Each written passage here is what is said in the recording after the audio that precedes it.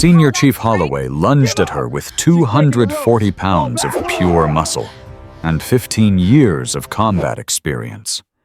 7 seconds later, he was on the ground, knife at his throat, arm locked, completely immobilized. 282 Navy SEALs stopped breathing. The woman standing over him weighed 120 pounds. She was 20 years old. 5 minutes ago, they had laughed at her, called her a child, placed bets on how long before she cried. Now nobody was laughing. "The human body has 206 bones," she said calmly. "I know how to break every single one." Naval Special Warfare Group 1, Coronado, California, September 14th, 2024. This is Maya Chen, and she was just getting started. Before we begin, subscribe to our channel and follow this story to the end. Comment the city you're watching from so I can see how far this story travels.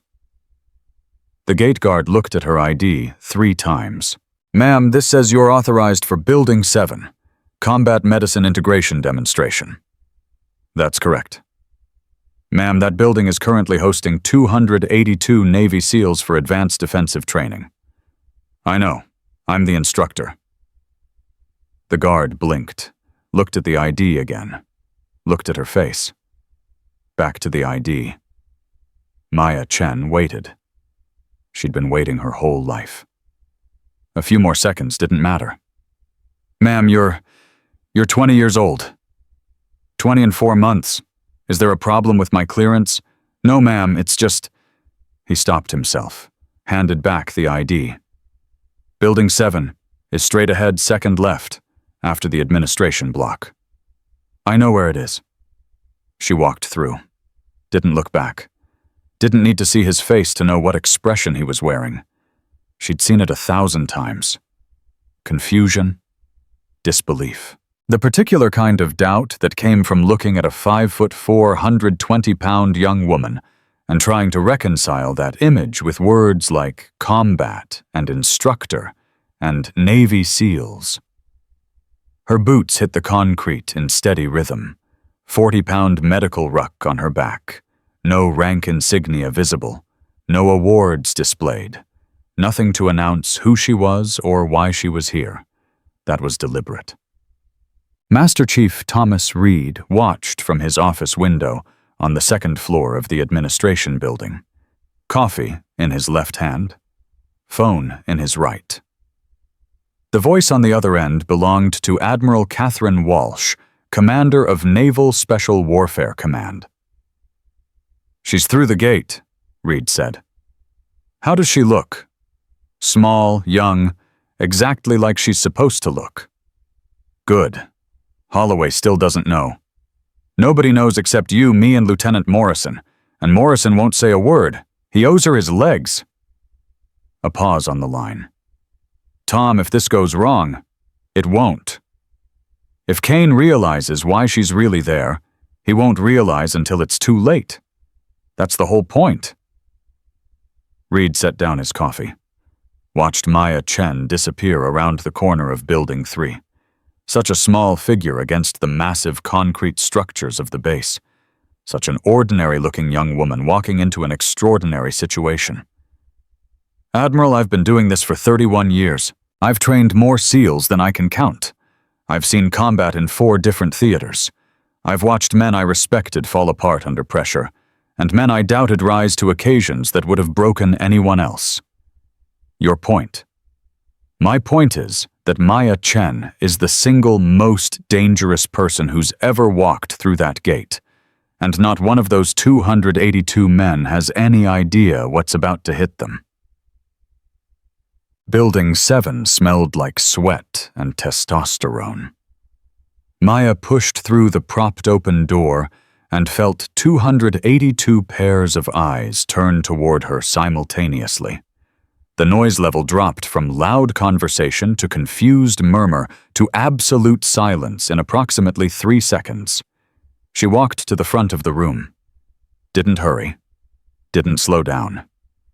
Just walked like she'd walked 1,000 times before, into spaces where no one expected her and no one wanted her. The SEALs were arranged in loose formation, standing in groups that reflected their team structures. Trident insignias everywhere. Muscles built by years of brutal training. Faces hardened by combat deployments in places most Americans couldn't find on a map. And now, standing in front of all of them, a young woman who looked like she should be studying for college exams. Someone laughed. Low, quickly stifled. But it was enough. Maya set down her ruck, unzipped the top compartment, started pulling out medical supplies and arranging them on the table beside her. Hemostatic gauze, tourniquets, chest seals, nasopharyngeal airways, the tools of her trade, every movement precise, every placement intentional. "Is this a joke?" The voice came from the middle of the formation. "Senior Chief Derek Holloway." Maya didn't need to look up to know who was speaking. She'd studied his file. 38 years old, 240 pounds, 3 combat deployments, known for his aggressive leadership style and his vocal opinions about women in special operations. She kept arranging her supplies. "I asked you a question." Holloway pushed through the men in front of him, moving toward the front. "Is this some kind of joke? Did someone lose a bet?" Maya placed the last chest seal on the table, straightened up, met his eyes. "No joke, no bet. I'm here to demonstrate defensive protocols for combat medics operating in high-threat environments." Holloway stopped 3 feet from her. The size difference was almost comical. He had over 100 pounds on her, nearly a foot of height, hands that could crush her throat without effort. "You're here to teach us something." "That's correct." "You, a kid who probably still gets carded at bars, you're going to teach Navy SEALs about combat." "I'm going to demonstrate defensive protocols. Whether you learn anything is up to you." Silence. The kind that comes right before violence. Holloway smiled. Not a nice smile.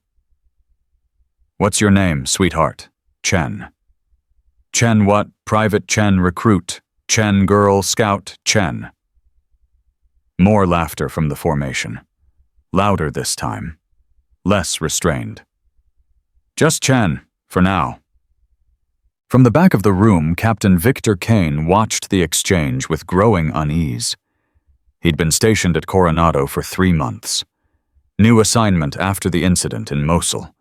The incident that had ended one career, not his, and buried a truth he'd hoped would stay buried forever.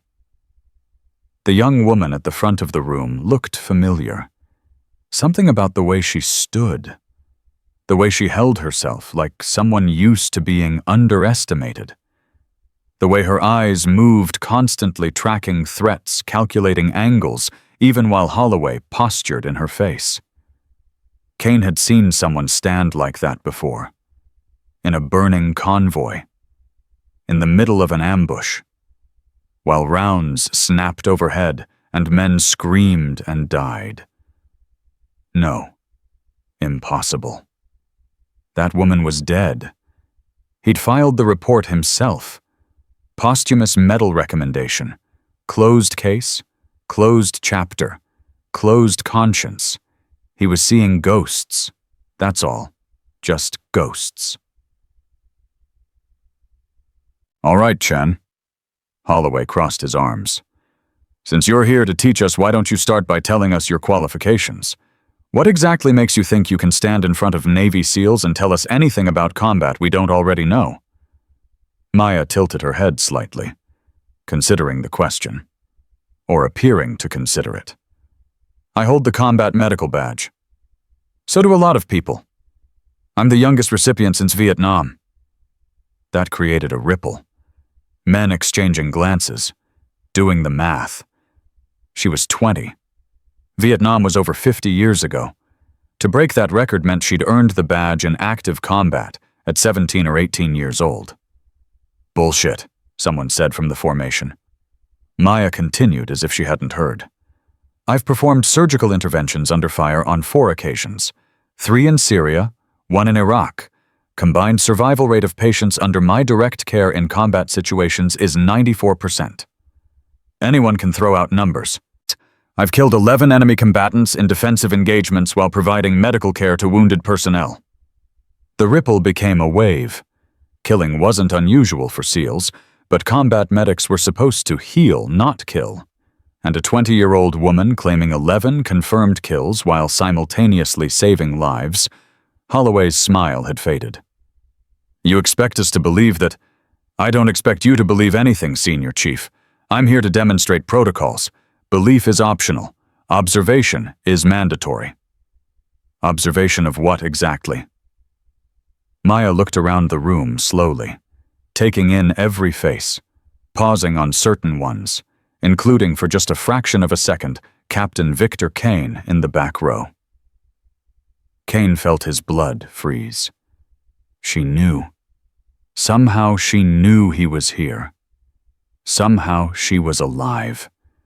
And somehow she was standing in front of 282 SEALs like she'd planned this moment for months. Because she had. The protocols I'm demonstrating today, Maya said, are designed for medical personnel operating in environments where they may become primary targets. Situations where the enemy specifically hunts healers because wounded operators without medical support die faster. She began walking slowly in front of the formation. Every eye tracked her movement. Traditional combat medic training focuses on treatment under fire, how to stop bleeding while rounds are incoming, how to establish airways in hostile conditions, how to triage multiple casualties with limited resources. We know all this, Holloway interrupted. You know the healing part. You don't know the other part. What other part? Maya stopped walking, turned to face him directly. The part where the medic becomes the last line of defense, where everyone else is down, and the only thing standing between wounded operators and enemy forces is a 120-pound woman with a medical kit and a decision to make. And a decision whether to let her patients die or become something other than a healer.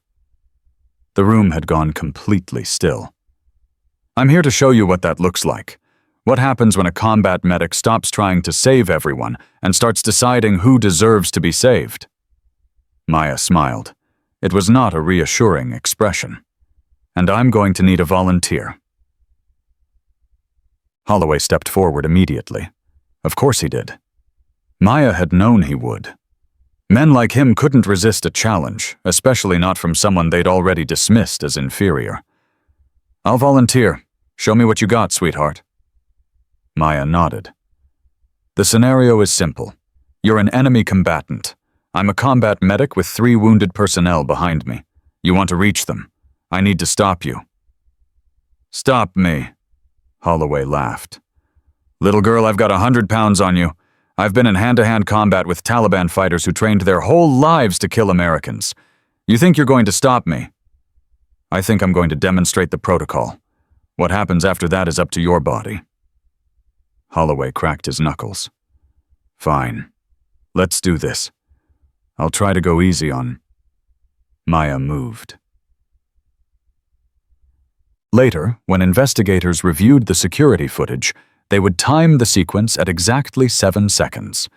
But for the 282 men watching in real time, it felt like both an eternity and an instant. First-second Holloway was still finishing his sentence when Maya closed the distance between them. Not a lunge, not a charge, something smoother, like water flowing downhill. Second. Her right hand made contact with the side of his neck. Not a strike. A touch. 2 fingers pressing into the carotid sinus with surgical precision. Holloway's brain suddenly received incorrect signals about his blood pressure. His body responded by dropping his heart rate and dilating his blood vessels.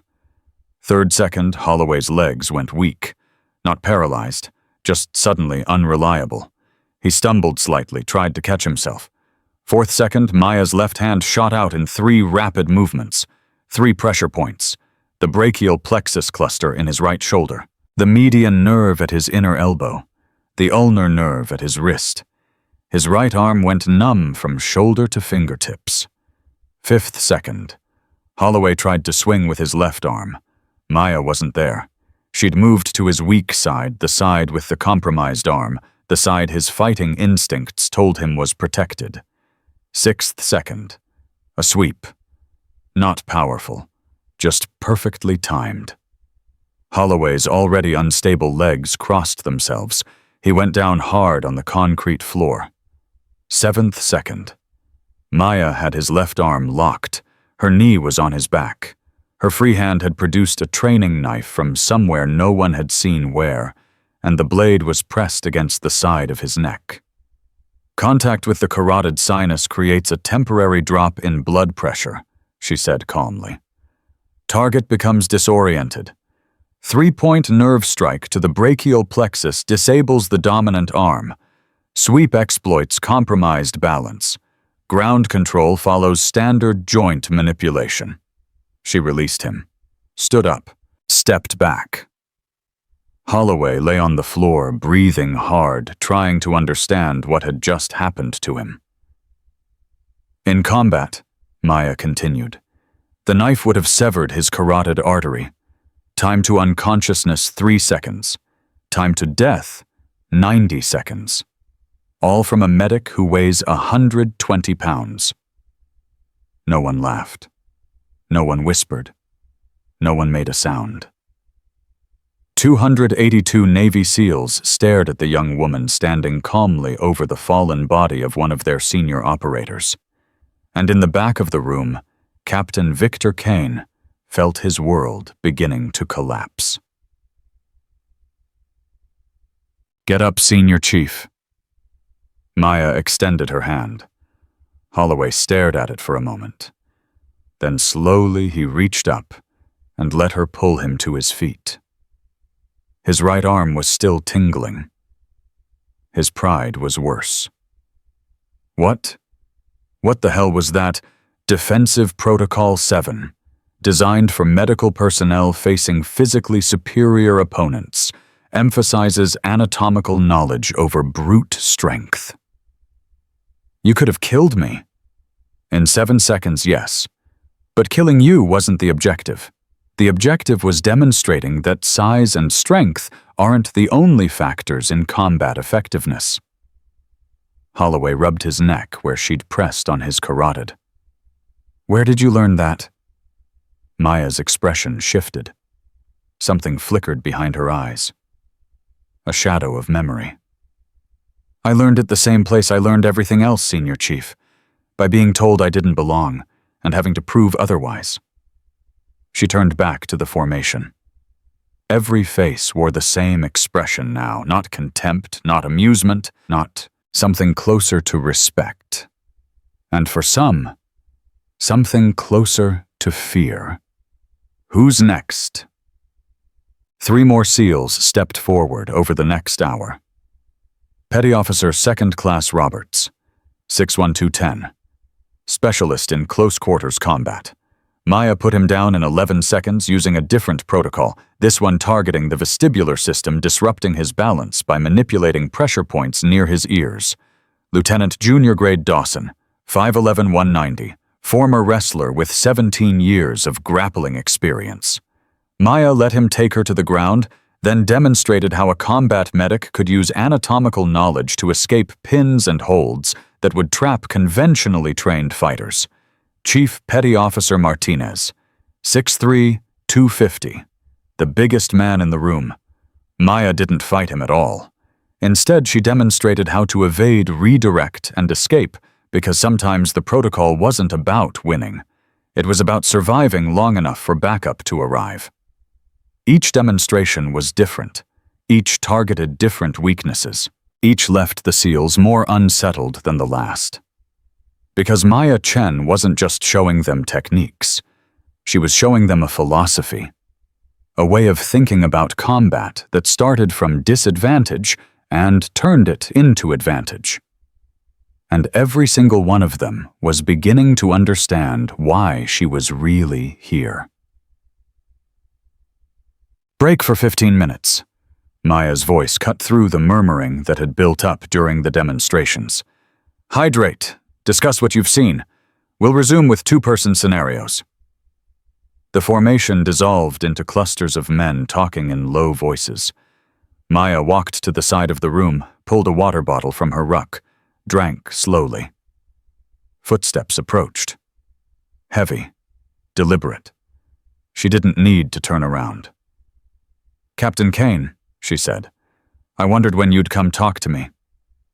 Kane stopped beside her, close enough to speak privately, far enough to maintain the appearance of casual conversation. You're supposed to be dead. I get that a lot. I filed the report myself. Posthumous medal recommendation. Your family was notified. My family doesn't exist. Another thing you didn't bother to verify before you left me in that burning convoy. Kane's jaw tightened. The situation was untenable. Enemy forces converging from multiple positions.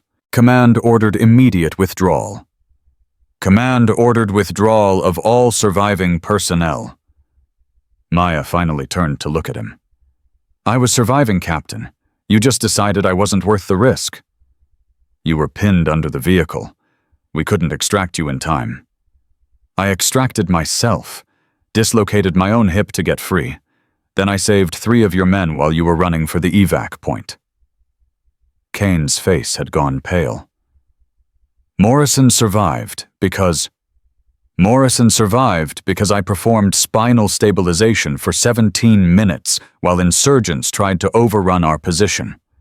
Morrison survived because I killed 2 of them with my sidearm while keeping pressure on his wound with my other hand. Morrison survived because I didn't leave him behind. She let that last word hang in the air between them. Unlike some people. What do you want? Kane's voice was tight, controlled. The voice of a man who knew he was cornered but hadn't yet figured out how cornered he was. What do I want? Maya almost laughed. That's the first question you ask. Not, how did you survive? Not, why are you here? What do I want? Whatever you think you're going to accomplish here. What I'm going to accomplish here is exactly what I was invited to accomplish. A demonstration of combat medic protocols for naval special warfare personnel. Bullshit. You're here because of me, because of what happened in Mosul. Captain Kane, I'm here because Master Chief Reed requested the best combat medicine instructor available for this evaluation. The fact that you're assigned to this base is, she smiled, coincidental. Kane grabbed her arm, squeezed hard enough to bruise. Listen to me carefully. What happened in Mosul was a command decision made under combat conditions.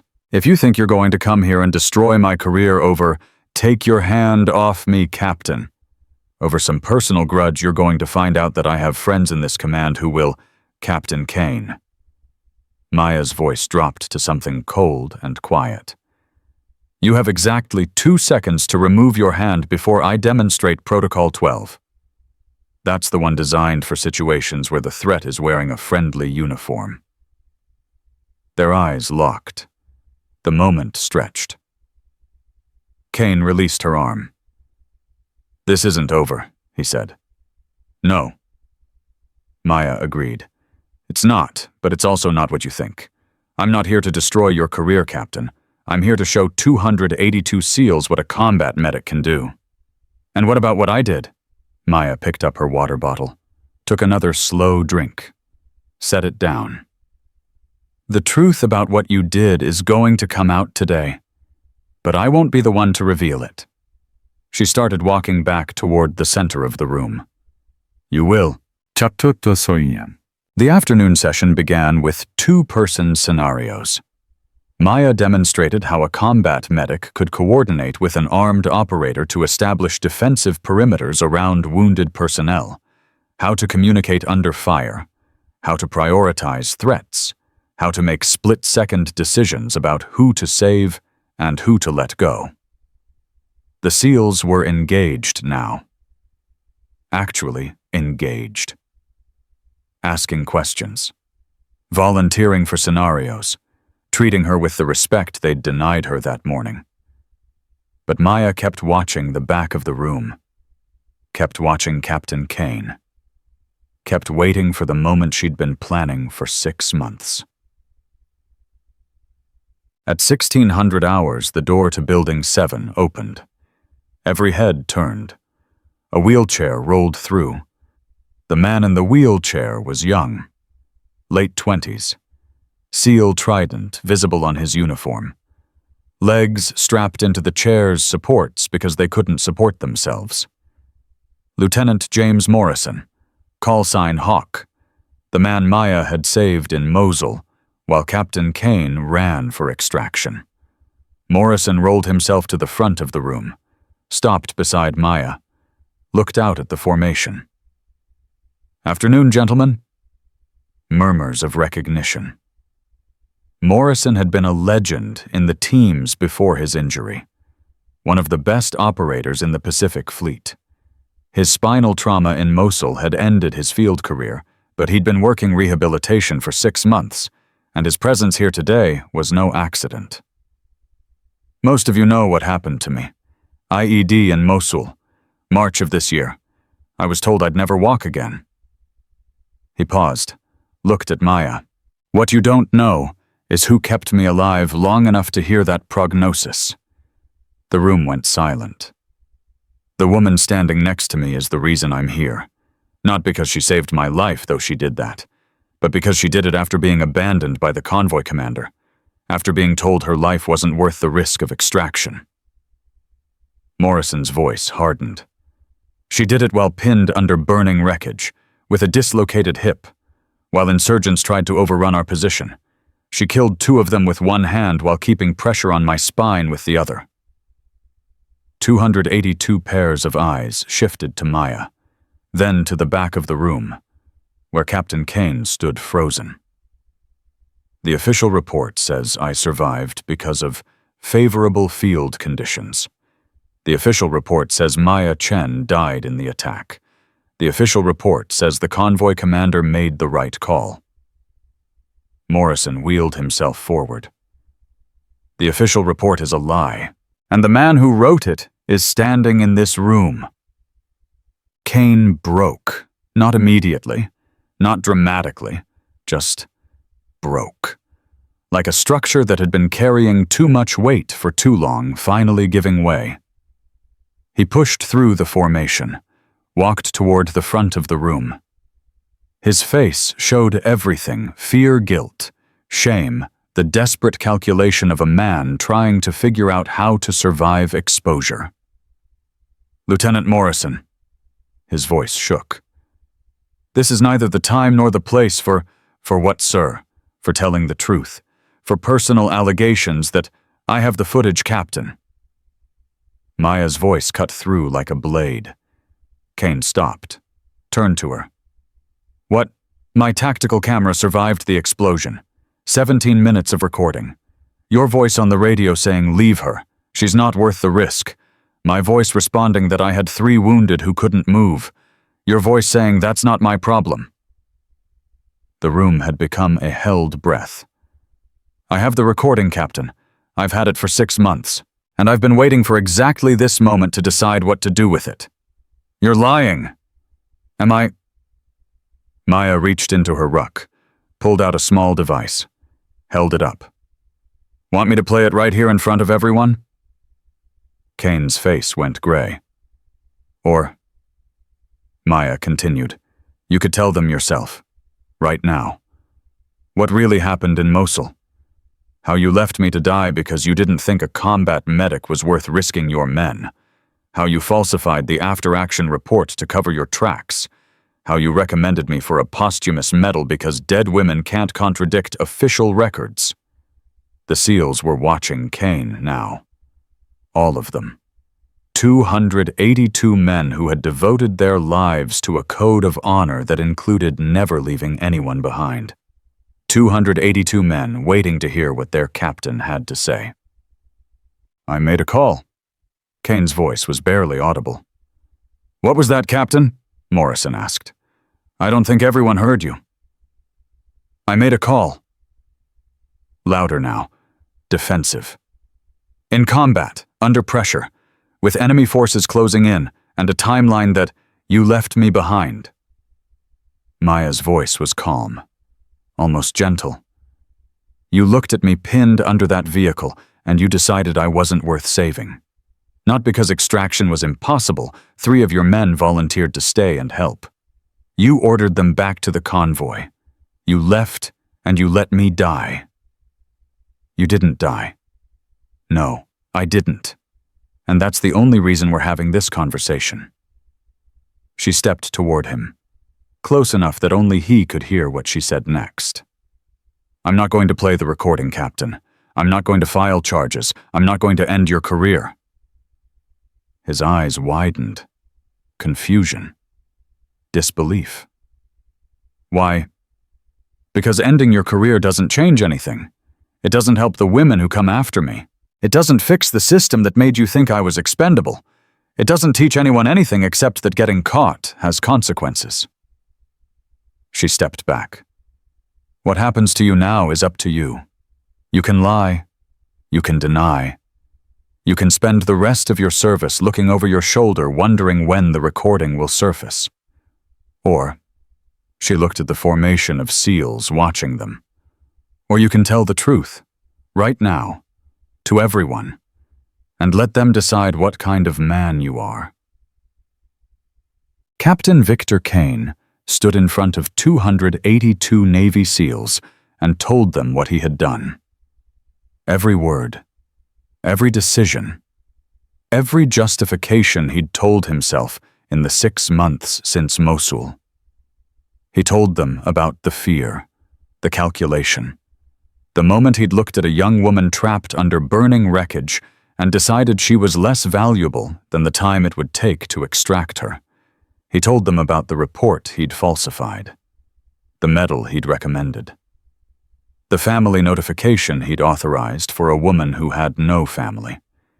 He told them about the shame he'd carried, the nightmares, the moments in the months since when he'd almost confessed, but had convinced himself that the truth would destroy more than the lie. When he finished, the room was silent. Maya Chen looked at him, not with hatred, not with triumph, something more complicated than either. "Master Chief Reed has already been notified. There will be an investigation. But what happens after that?" She shrugged. "That's between you and your conscience." She turned to address the formation. "This demonstration is over. What you saw today, the protocols, the techniques, the reason they were developed, all of it exists because people like me have had to prove ourselves against people who didn't believe we belonged, against people who looked at us and saw weakness, against a system that still in 2024 questions whether women can operate in combat environments." Her voice rose. "I'm not here to argue that question. I'm here to answer it. With 17 minutes in a burning convoy, with 3 lives saved while everyone else ran, with 7 seconds against a man who outweighed me by 100 pounds. She looked at Holloway, at Roberts, at Dawson and Martinez, at every man she'd put on the ground that day. The question isn't whether women belong in combat. The question is whether the men who serve alongside them are going to be Captain Kane's or Lieutenant Morrison's, whether they're going to leave us behind or stand with us. Maya Chen picked up her ruck, slung it over her shoulder. That's the real lesson of today. Remember it. She walked toward the door. Behind her, 282 SEALs remained standing in silence, and in the front of the room, Captain Victor Kane sank to his knees and wept.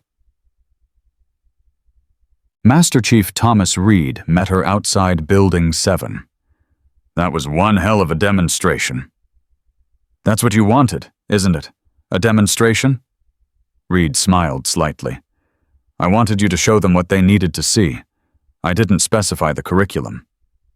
Then consider the curriculum delivered. Maya started walking toward the gate. Reed fell into step beside her. Command is going to have questions. About the recording. About Morrison's presence. About why I authorized this whole thing without going through proper channels. And what are you going to tell them? The truth. That I invited the best combat medicine instructor I know to demonstrate protocols for my SEALs. That what happened during that demonstration was beyond my control and above my pay grade. Maya stopped. Turned to face him. Why did you really bring me here, Master Chief? It wasn't just about exposing Kane. You could have done that through official channels. Reed was quiet for a moment, watching her with eyes that had seen 31 years of military service. Do you know how many women have tried to integrate into special operations since the policies changed? I know the numbers. Do you know how many of them washed out? Not because they failed physically, because they were broken systematically by men who didn't want them there. Hazed, harassed, sabotaged, made to feel so unwelcome that quitting seemed like the only option. Maya said nothing. I've watched it happen for years. Good women, capable, qualified, dedicated women destroyed by a culture that saw them as threats instead of assets. And I couldn't stop it because I didn't have proof. I didn't have an example. I didn't have someone who could stand in front of 200 SEALs and show them that everything they believed about women in combat was wrong. He pointed at her. Now I do.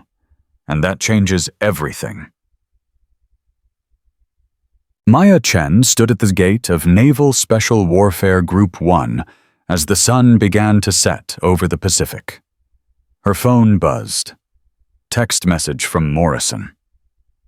Kane turned himself in to base security. Full confession. Investigation starting tomorrow.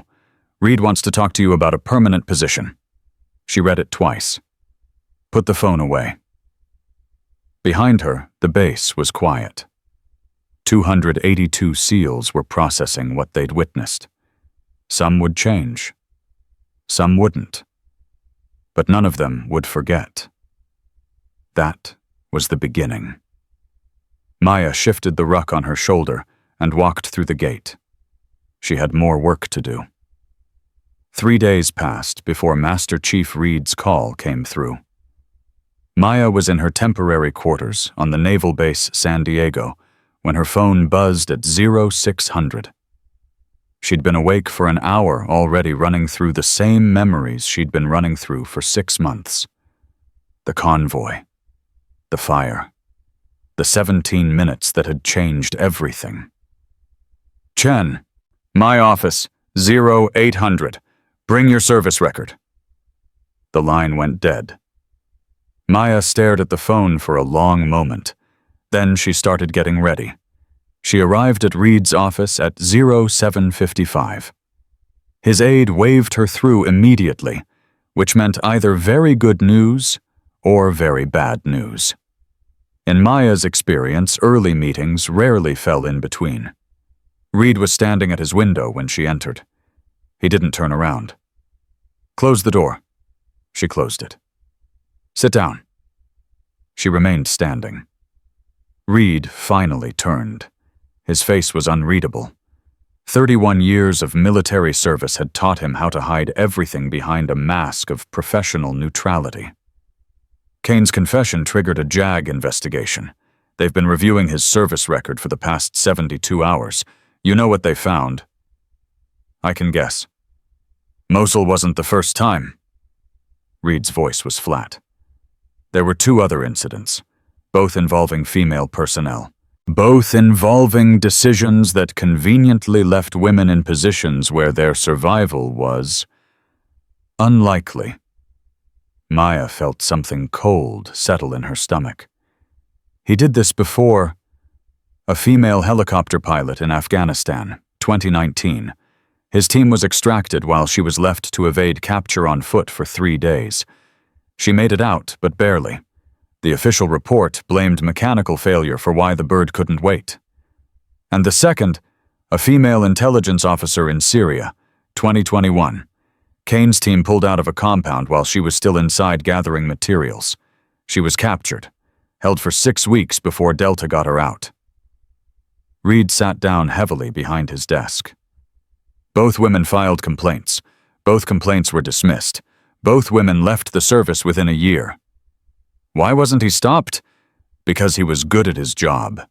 Because he had connections. Because the women he left behind were considered expendable. Reed's jaw tightened. Because the system protected him. Maya remained standing, processing. 3 women, 3 incidents. 3 times the system had looked the other way because Victor Kane was valuable and they were not. What happens now? Now, Reed opened a folder on his desk. Now everything changes. Kane is facing court-martial. The previous incidents are being reopened. Both women have been contacted and asked if they want to provide testimony. And me? Reed looked up at her. Something shifted in his expression. The professional mask cracked just slightly. You Chen are being offered a position that has never existed before. Lead Instructor for Combat Medicine Integration, Naval Special Warfare Command. You would design and implement training protocols for female personnel across all special operations units. Maya blinked. That position doesn't exist. It does now. Admiral Walsh created it this morning, specifically for you. Why? Because what you did in that room 3 days ago showed 282 SEALs that everything they believed about women in combat was wrong. Because you didn't just expose Kane, you demonstrated an alternative, a way forward. Reed stood up, walked around his desk, stopped in front of her. Because you earned it, Chen, not by being given a chance, by taking one. Maya was quiet for a long moment. The offer was everything she'd never allowed herself to want. A position of real authority, the ability to change things from the inside, a chance to make sure what happened to her never happened to anyone else. There's a condition, she said. Name it. I want to know what really happened in Mosul. Not the official version, not Kane's version, the real version. Every detail that was buried. Reed's expression flickered. Why? Because I lived through it. Because I have 17 minutes of footage and 6 months of nightmares. And because something about the official timeline doesn't add up. What do you mean? Maya had been carrying this question since she'd regained consciousness in the field hospital. The question that had nagged at her through months of recovery and rehabilitation. The question no one had been able to answer. How did Kane know to leave when he did? The ambush was coordinated. The IED was positioned perfectly. The insurgent response was immediate and precise. Someone told them we were coming. Reed's face went pale. You think there was a leak? I think 3 women were conveniently left behind in 3 separate incidents over 5 years. I think all 3 incidents involved ambushes that seemed to know exactly where we'd be and when. I think Captain Victor Kane has been feeding information to someone, and I think the women he abandoned weren't accidents. The room went very quiet. They were loose ends. Reed sat down again. His hands were shaking slightly. Chen, if what you're suggesting is true, then Kane isn't just a coward. He's a traitor. And the court-martial isn't going to uncover any of that because no one's looking for it. What do you want to do? Maya finally sat down, leaned forward. I want access to the classified files on all 3 incidents. I want to talk to the other 2 women, and I want 72 hours before I give you an answer about the position. That's a lot to ask. You asked me to change naval special warfare from the inside. I'm asking for the tools to do it right. Reed studied her for a long moment. Then he picked up his phone. Get me Admiral Walsh. Tell her we have a situation. The investigation began that afternoon. Maya spent the next 12 hours in a secure room at Naval Intelligence, reviewing files that should have been connected years ago but never were. The helicopter pilot was named Lieutenant Sarah Vance, 31 years old, decorated combat aviator with 200 missions in hostile territory. Her incident report described a mechanical failure that forced Kane's team to extract via ground transport while she remained with the damaged aircraft. What the report didn't mention was that the mechanical failure occurred exactly 3 minutes after Kane's team received intelligence about a high-value target in the area. Or that Sarah Vance had questioned Kane's orders earlier that day, suggesting the intelligence might be compromised. The intelligence officer was named Captain Diana Reyes, 29 years old, fluent in Arabic and Farsi, specialist in insurgent communications intercepts. Her incident report described a time-sensitive extraction that couldn't wait for her to complete her document retrieval. What the report didn't mention was that Diana Reyes had discovered anomalies in the communication intercepts 3 days before the incident. Anomalies that suggested someone on the American side was feeding information to insurgent networks, or that she'd requested a meeting with her commanding officer to discuss her findings, a meeting that was scheduled for the day after she was captured. Maya read both files twice. Then she read her own incident report, the one Kane had written, the one that described her death as an unfortunate casualty of combat operations. What the report didn't mention was that Maya had been assigned to Kane's convoy specifically because she'd treated a wounded informant who'd mentioned something about American communications being compromised. Or that she'd mentioned this to Kane during the convoy briefing, asking if they should delay until the intelligence could be verified. 3 women. 3 incidents. 3 times someone had gotten too close to a truth that needed to stay buried. Maya closed the files, sat back in her chair. Kane wasn't just a coward who left women behind because he didn't value them. He was eliminating threats. And she was still alive. Her phone buzzed. Unknown number. Chen. Is this Maya Chen, the combat medic from Mosul? The voice was female. Tired. Carrying the weight of something heavy. Who is this? My name is Sarah Vance. You don't know me, but we have something in common. Maya's grip tightened on the phone. How did you get this number? Master Chief Reed gave it to me. He said you were asking questions about Kane. He said you might have figured out what I've been trying to prove for 5 years. Where are you? San Diego. I drove down this morning when I heard about the investigation. I've been waiting for someone to listen. What do you want to tell me? Silence on the line. Then very quietly, I want to tell you about the man who tried to kill me, and why he's still trying. They met at a diner off base. Neutral ground. Public enough to be safe, private enough to talk. Sarah Vance looked exactly like her service photo, except older, harder. The kind of hard that came from years of carrying a truth no one wanted to hear.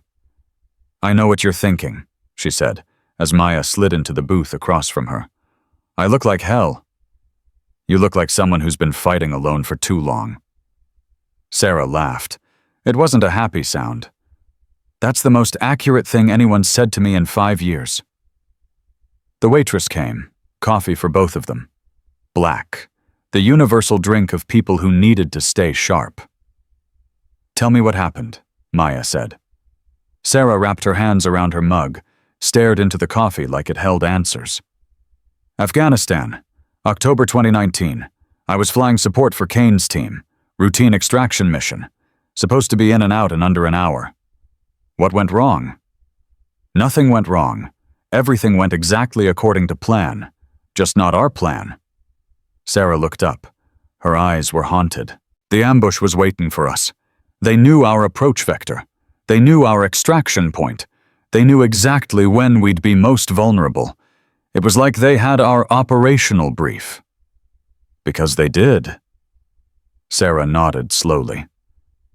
I figured that out about 3 hours into my evasion. When I realized the insurgents weren't searching randomly, they were following a pattern that matched the alternate routes I'd filed in my flight plan.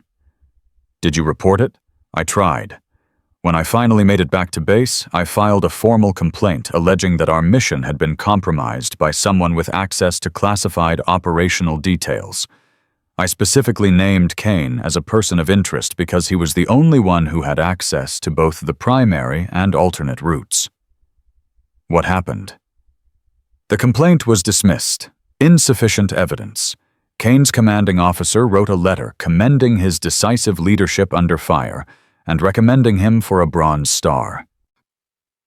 Sarah's voice cracked. They gave him a medal for leaving me to die.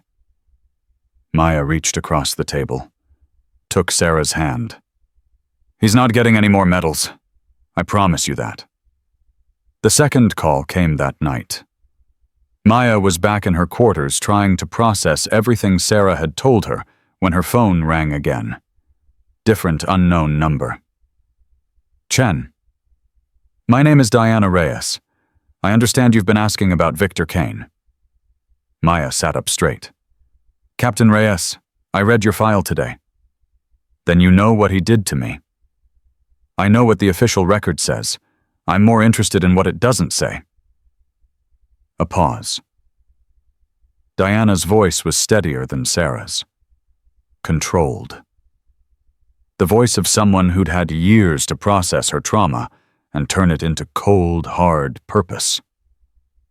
The official record doesn't say that I discovered evidence of a mole in naval special warfare 3 days before I was captured.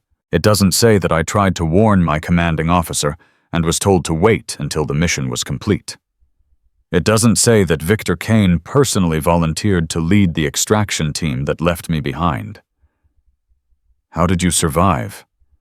6 weeks of interrogation, waterboarding, sleep deprivation, beatings.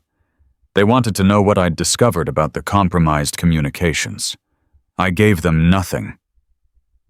Diana's voice hardened. Do you know what they told me, Maya? During one of the sessions, they told me that I'd been delivered to them, that someone on the American side had promised them an intelligence officer who was getting too close to the truth. They told me I was payment for services rendered. Maya felt sick. Kane sold you.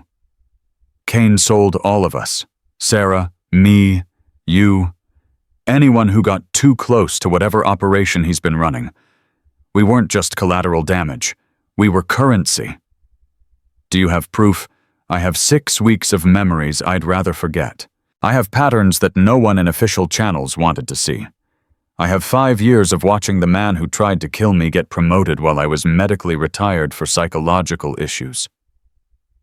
Diana's voice broke for the first time. I have nightmares, Maya. Every night. About what they did to me. About what he let them do to me.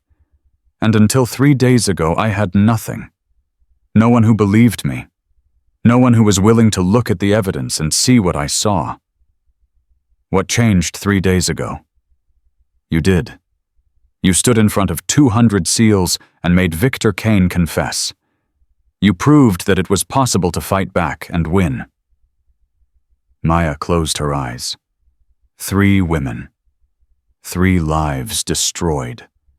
3 chances for the truth to come out, all of them buried by a system that protected its own. Diana, I need you to come to San Diego. I need you to tell your story to the same people who are investigating Kane.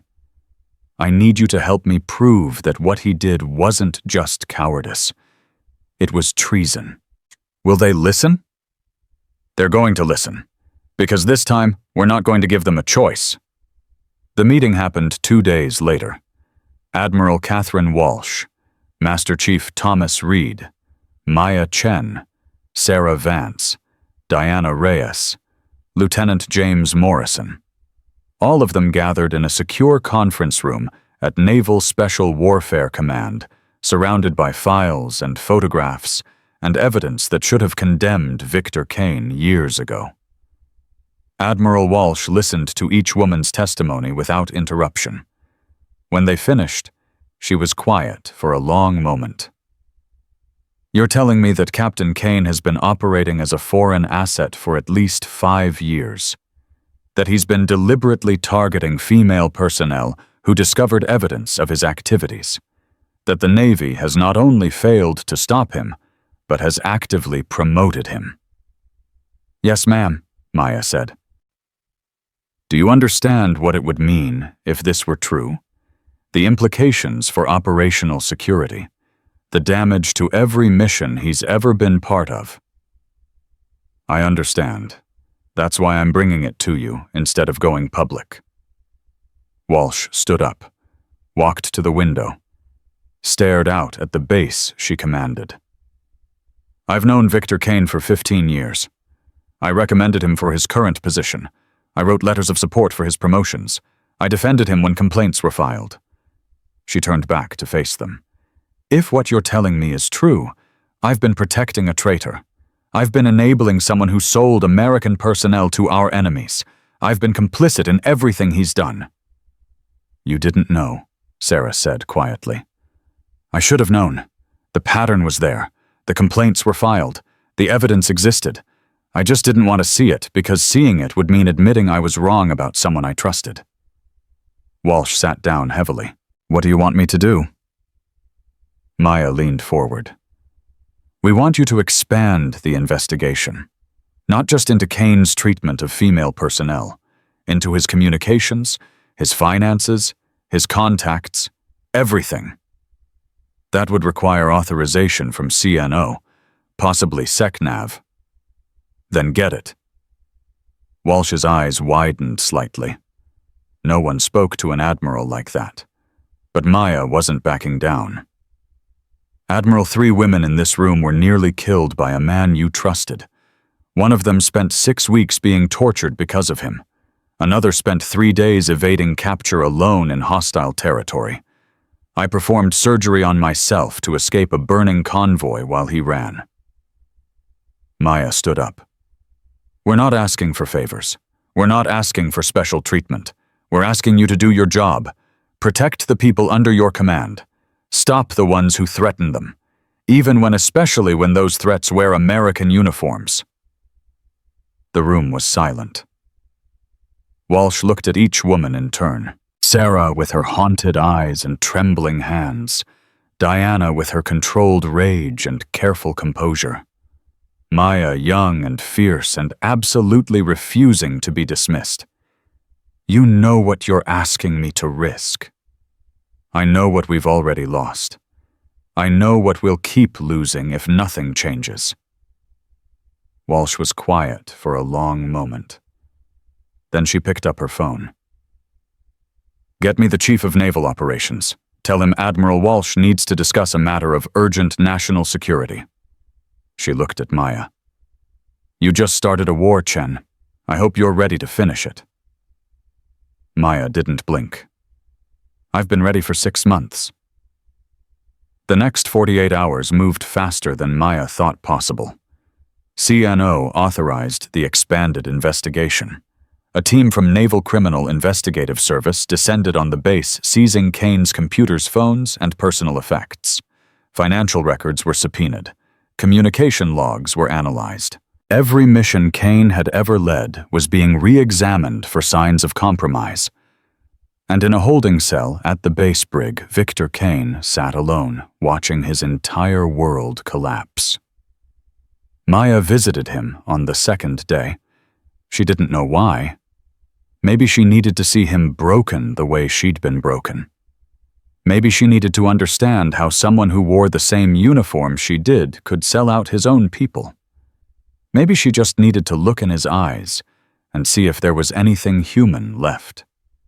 The guard let her into the visitation room. Kane was already seated, hands cuffed to the table in front of him. He looked smaller somehow, diminished.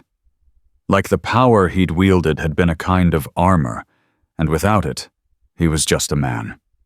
Just a tired, frightened man who'd run out of lies to hide behind. "Come to gloat," he asked. "Come to understand." Kane laughed bitterly. "Understand what?" why I did it. You want me to tell you I was coerced, blackmailed, that I had no choice? Did you? No. He met her eyes. I had choices. I made the ones that benefited me. Even if it meant selling out your own people. They weren't my people. They were obstacles. Threats. Women who got too close to things they shouldn't have seen. He shrugged. In my experience, obstacles are meant to be removed. Maya felt something cold settle in her chest. Not anger. Something deeper. Something sadder. How many missions did you compromise? I stopped counting years ago. How many people died because of intelligence you sold? Does it matter? They were going to die anyway. The war was going to grind them up whether I helped or not. I just made sure I survived the grinding. Maya leaned forward. You didn't survive. You just delayed the reckoning. And now it's here. Kane's composure cracked, just slightly. You think this ends with me? You think I'm the only one? There are people above me, Chen. People who gave me orders. People who protected me when complaints were filed. People who are right now trying to figure out how to make this problem go away. Are you offering to name them? I'm offering you a warning. You've started something you can't control. You've exposed something that powerful people want to stay hidden. And those people don't play by the rules you believe in. He leaned as close as the cuffs would allow. Watch your back, Chen. Because the people who protected me, they're not going to let some 20-year-old combat medic bring down their operation. They're going to come for you. And when they do, there won't be any 17 minutes to save yourself. Maya stood up, looked down at him. Then I better move fast. She walked out of the room without looking back. Kane's words stayed with her the rest of the day. There are people above me, people who gave me orders, people who protected me. Maya had assumed Kane was the source of the problem, a single bad actor who'd exploited the system for personal gain. But what if he was just a symptom? What if the rot went deeper than one captain with compromised loyalties? She was still thinking about it when her phone buzzed that evening. Text from an unknown number. Stop digging. Final warning. Maya stared at the message for a long moment. Then she took a screenshot, forwarded it to Admiral Walsh and Master Chief Reed, and typed her reply. Come and try. She hit send. Outside her window, the sun was setting over the Pacific. Tomorrow would bring new challenges, new enemies, new battles to fight. But for the first time in 6 months, Maya Chen felt something she hadn't allowed herself to feel since Mosul. Hope. Because she wasn't alone anymore. And together, they were going to tear down everything Kane had built, no matter who was protecting him. The attack came at 0300. Maya was asleep when her door exploded inward. Training took over before conscious thought could catch up. She rolled off the bed, hit the floor, came up with the knife she kept under her pillow. 2 figures in the darkness. Black tactical gear. Night vision. Moving with the precision of men who'd done this before. The first one reached her in 3 seconds. She didn't have time to think, only to react. The knife found his forearm, slicing through the muscle that controlled his grip. His weapon clattered to the floor. The second one was faster. He caught her wrist twisted, tried to force her to drop the blade. Maya let him think he was winning. Let him pull her close. Then she drove her forehead into his nose and felt cartilage shatter. He stumbled back. She kicked his knee sideways. He went down, screaming. The first attacker was recovering, reaching for his weapon with his uninjured hand. Maya threw the knife. It buried itself in his shoulder, pinning him to the wall behind him. 7 seconds. 2 men down. She grabbed the fallen weapon, checked the magazine, swept the room. Clear. Hallway. Clear. No additional threats visible. Her hands were shaking. Adrenaline surge. Normal. Expected. She forced herself to breathe. Then she called Master Chief Reed. "Someone just tried to kill me." Reed arrived in 12 minutes with a security team. By then, Maya had both attackers restrained and was sitting on her bed, still holding the weapon, still wearing the blood-spattered t-shirt she'd been sleeping in. "Talk to me," Reed said. "Two shooters. Breached my door at 0300, professional, coordinated. They weren't trying to capture me." "How do you know?" Maya pointed to the man pinned to the wall by her knife. Suppressed weapons. No restraints. No vehicle waiting for extraction. This was a hit, not a snatch. Reed crouched beside the first attacker, pulled off his balaclava. The face underneath was unfamiliar. White male 30s, no distinguishing features. "You know him. Never seen him before." Maya's voice was flat, controlled. The voice of someone who'd been in shock and had forced herself out of it through sheer will. "But I'm betting his fingerprints are in a database somewhere." Reed looked at her for a long moment. "You took down 2 armed professionals with a knife, and no backup. I took down 2 armed professionals who thought I'd be an easy target." Maya finally set down the weapon. "They won't make that mistake twice." "You think there'll be a twice?" Kane warned me. He said there were people above him, people who protected him, people who would come for me. She met Reed's eyes. He was right. The fingerprints came back within the hour. Both men were former military, dishonorable discharges, last known employment with a private security firm called Black Ridge Solutions, the same firm, as it turned out, that had contracts with the Department of Defense for sensitive operations in the Middle East. The same firm that had been investigated twice for alleged involvement in illegal arms sales. The same firm whose CEO had served alongside Victor Kane in Afghanistan 15 years ago. Maya read the intelligence report 3 times. Each reading made the picture clearer and more terrifying. "This isn't just Kane," she said to Admiral Walsh during the emergency briefing that morning. "This is a network. Private contractors, military officers, defense officials. They've been running operations off the books for years. Kane was just their man inside Naval Special Warfare. Do you have proof?" "I have 2 men in custody who work for a company with documented ties to illegal arms trafficking. I have financial records showing payments from that company to an account in the Caymans that traces back to Kane. I have 3 women who were targeted for elimination because they discovered pieces of this operation." Maya leaned forward. "What I don't have is the name of whoever's running this from the top. Kane won't talk. The shooters are claiming they were hired through intermediaries. Everyone's protecting someone above them." Walsh was quiet for a long moment. "What do you want to do?" "I want to make Kane talk. He's already refused 3 interrogations.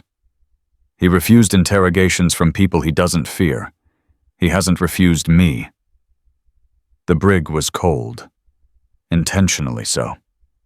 Psychological pressure through physical discomfort. Kane sat in the same chair he'd occupied during Maya's last visit, but he looked worse now. Thinner, paler. The confidence that had carried him through decades of betrayal was cracking. "They missed," Maya said as she sat down across from him. Kane's eyes flickered, just for a moment. "I don't know what you're talking about." "The 2 men your friend sent to kill me. They missed. One of them is currently in surgery getting my knife removed from his shoulder. The other is learning to walk again after I relocated his knee." She smiled. It wasn't a friendly expression. "You told me to watch my back." "Good advice. I took it." Kane said nothing, but his hands were trembling. "Here's what's going to happen now. The 2 men in custody are going to talk. They're going to name names, and when they do, whoever sent them is going to realize that you're a liability, that you know too much, that leaving you alive to potentially cut a deal is a risk they can't afford. Maya leaned back. How long do you think you'll last, Victor? A day, a week? Accidents happen in military prisons. Guards look the other way. Cameras malfunction. By the time anyone finds you, it'll be too late to ask questions. You're bluffing. Am I? You tried to have me killed 12 hours ago, and I'm sitting here alive. The people you work for failed. They don't tolerate failure. You know that better than anyone. Kane's composure shattered. I'm not talking. If I talk, I'm dead anyway. At least this way. At least this way you die with whatever honor you think you have left. Maya laughed. Cold. Sharp. You have no honor, Victor. You sold out your country. You sold out your people.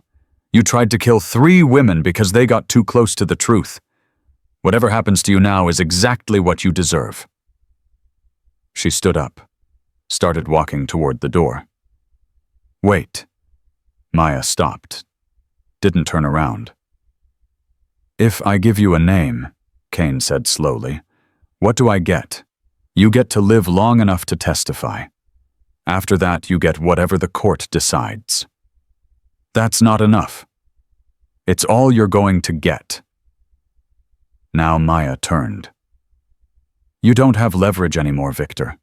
The only value you have is the information in your head, and every hour you refuse to share it, that information becomes less valuable. She walked back to the table, sat down, stared at him with eyes that had seen 17 minutes of hell and survived.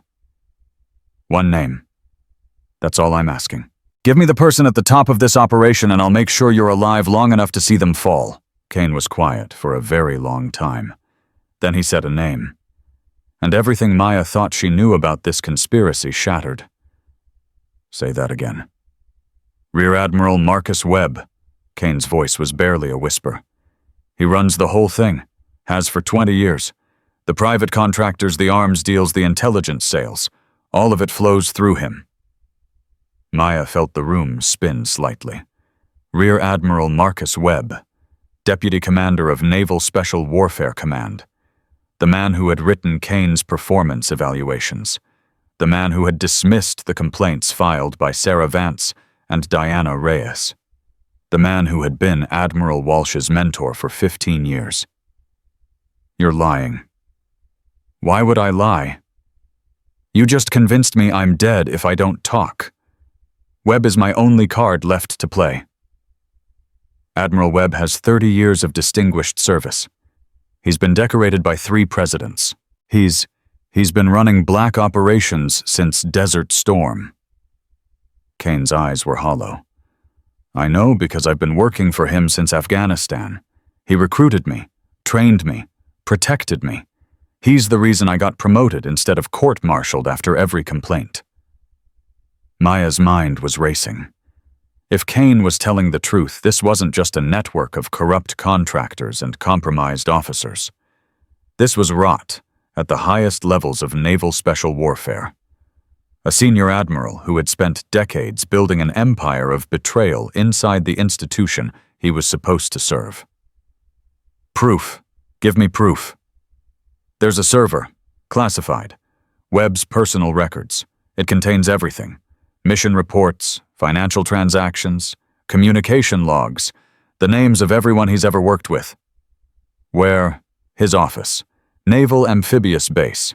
He keeps it in a safe behind his family portrait. The combination is his daughter's birthday, November 3rd, 1992. Maya stared at him. You're giving me everything. I'm giving you what you need to bring him down. What happens after that? Kane shrugged. I'll be dead before the trial anyway, either by his people or by my own conscience. At least this way I take him with me. Maya processed this for a long moment. Kane wasn't asking for mercy. He wasn't trying to save himself. He was trying to destroy the man who had made him into a monster. Revenge. The last motivation of the damned. I need you to write down everything you just told me. Names, dates, locations, everything you know about Webb's operation. And And then I'm going to do something very stupid." Admiral Walsh's face went pale when Maya told her. "Marcus Webb? You're telling me Marcus Webb is running an illegal intelligence operation inside my command?" "That's what Kane says. He's given me details, the location of evidence, the names of other people involved." Kane could be lying. This could be an attempt to deflect blame onto someone else. It could be. But if it's true and we don't act... Maya let the implication hang. Walsh sat down heavily.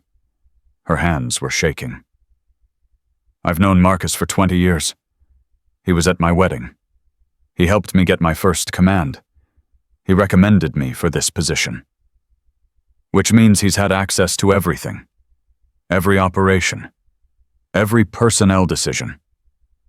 Every piece of intelligence that flows through this command." God.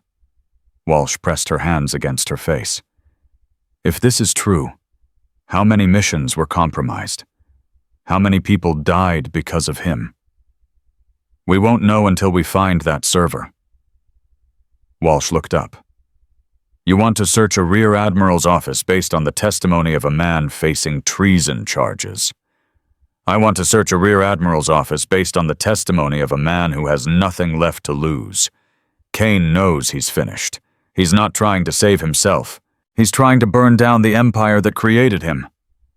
And if he's wrong, if this is all a lie designed to waste our time while the real conspirators escape..." Maya met her eyes. "Then I'll take the fall. This will be my operation. My responsibility. If it goes wrong, you court-martial me instead of him." "That's insane." "That's the only way forward. You can't authorize a search of Webb's office without evidence. I can break in and find the evidence that justifies the search." Walsh was quiet for a long moment. "You'd throw away your career for this?" "I almost died for this.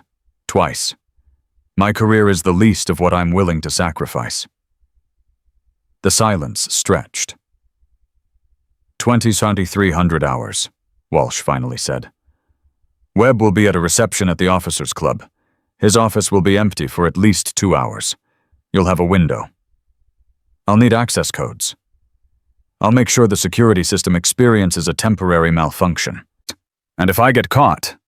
Walsh's expression hardened. "Don't get caught." "Naval Amphibious Base Coronado, 2317 hours.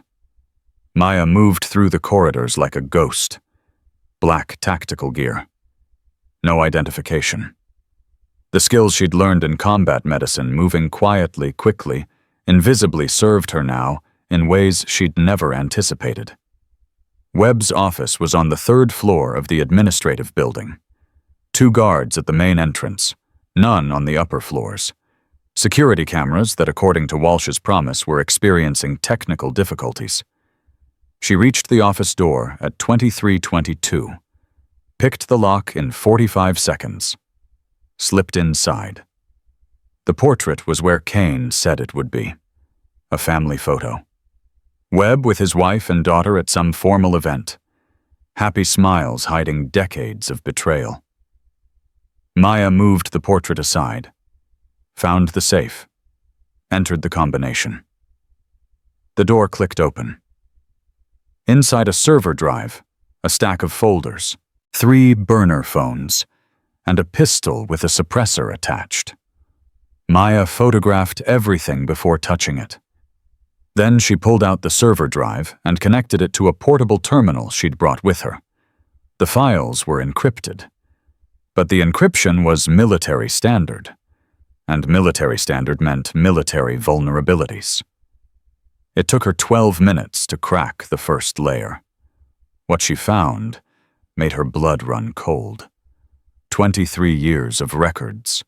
Mission compromises dating back to Somalia. Names of intelligence assets sold to foreign governments. Financial records showing millions in payments routed through offshore accounts. Communication logs with contacts in Russia, China, Iran, and half a dozen terrorist organizations. And photographs. Dozens of photographs. Webb meeting with men Maya recognized from CIA watch lists. Webb shaking hands with arms dealers. Webb at locations he should never have been doing things that would have gotten any other officer executed. Marcus Webb hadn't just been running an illegal operation. He'd been running a shadow intelligence service for 2 decades, selling American secrets to the highest bidder while wearing the uniform of the country he was betraying. Maya's hands were shaking as she downloaded the files, not from fear, from rage. How many people had died because of this? How many missions had failed? How many families had received folded flags because a rear admiral had decided their loved ones were expendable? She thought about Sarah Vance evading capture for 3 days because Webb needed to protect his operation. She thought about Diana Reyes tortured for 6 weeks because she'd gotten too close to the truth.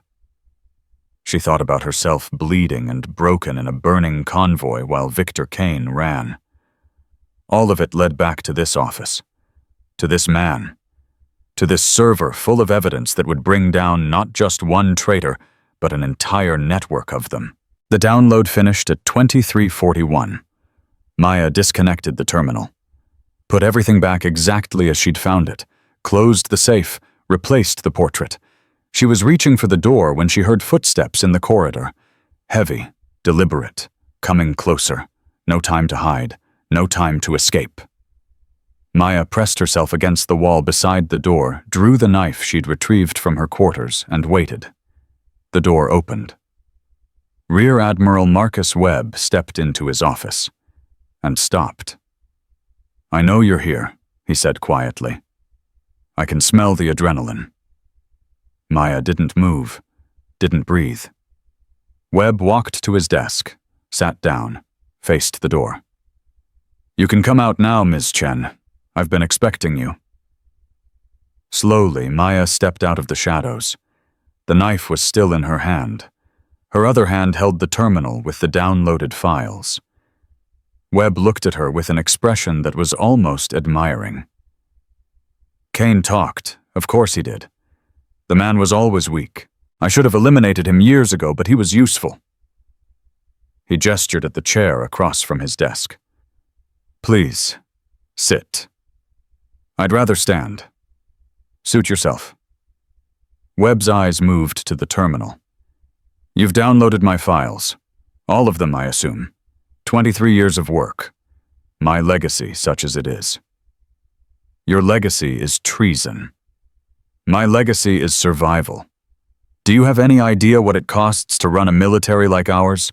The budgets we're given, the resources we're denied. Someone has to fill the gaps.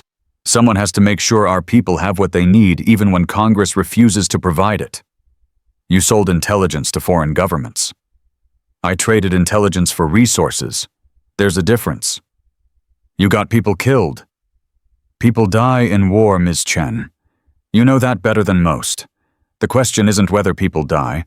The question is whether their deaths serve a purpose." Maya felt something cold and sharp crystallize inside her. Did my death serve a purpose, the one Kane arranged in Mosul? Webb sighed. "You were collateral damage. Unfortunate, but necessary. You'd treated an informant who knew too much about our communication protocols. Kane determined you were a risk. I approved the elimination. You approved my murder. I approved the removal of a potential security breach. Nothing personal." Maya moved faster than she'd ever moved before. In one fluid motion, she crossed the space between them, knocked the pistol Webb was reaching for out of his hand, and put her knife against his throat. "How about now?" she whispered. "Is this personal enough?"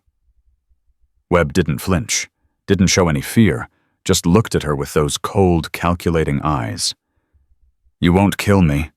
You're not a murderer. You're a healer who learned to fight. There's a difference. Try me. If you kill me, you become exactly what I am.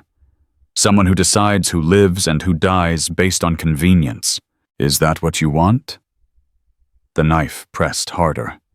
A thin line of blood appeared on Webb's throat. "You tried to have me killed. twice. You destroyed the lives of 3 women who trusted the uniform you wear. You betrayed everything this country stands for. And you'll bring me to justice, the proper way, because that's who you are." Webb smiled slightly. "I've read your file, Ms. Chen. Every evaluation, every commendation, every note from every commander you've ever served under. Do you know what they all say? Enlighten me. They say you're incorruptible, that you believe in something bigger than yourself, that you'd sacrifice everything for the people you serve." His smile widened. "That's why you won't kill me, because killing me would corrupt the thing you've been fighting to protect." Maya stared at him for a long moment. Then she stepped back, lowered the knife. "You're right. I'm not going to kill you." Relief flickered in Webb's eyes. "I'm going to watch you destroy yourself." She held up the terminal. "This isn't just evidence of your crimes. It's evidence of everyone you've worked with, every admiral, general, contractor, and politician who ever took your money or shared your information. When this goes public, they'll all turn on each other. They'll all try to cut deals by giving up someone bigger." Maya moved to the door. "You built a network based on mutual self-interest. When that self-interest points toward destroying you to save themselves, how long do you think your friends will stay loyal?" Webb's face went gray. "You wouldn't. The damage to national security. The damage was done 23 years ago when you started selling our secrets. All I'm doing is cleaning up the mess." She opened the door. "Goodbye, Admiral. Enjoy your last few hours of freedom. I'm told federal prison is very educational." Maya walked out of the office. Behind her, she heard Webb reaching for his phone, heard him dialing frantically, heard the panic in his voice as he tried to warn his network. It was too late. The files were already uploading to 3 separate secure servers: Naval Intelligence, FBI Counterintelligence, the Senate Armed Services Committee. By morning, Marcus Webb's empire would be burning, and Maya Chen would be standing in the ashes. Admiral Walsh was waiting when Maya arrived back at Naval Special Warfare Command. "Did you get it?"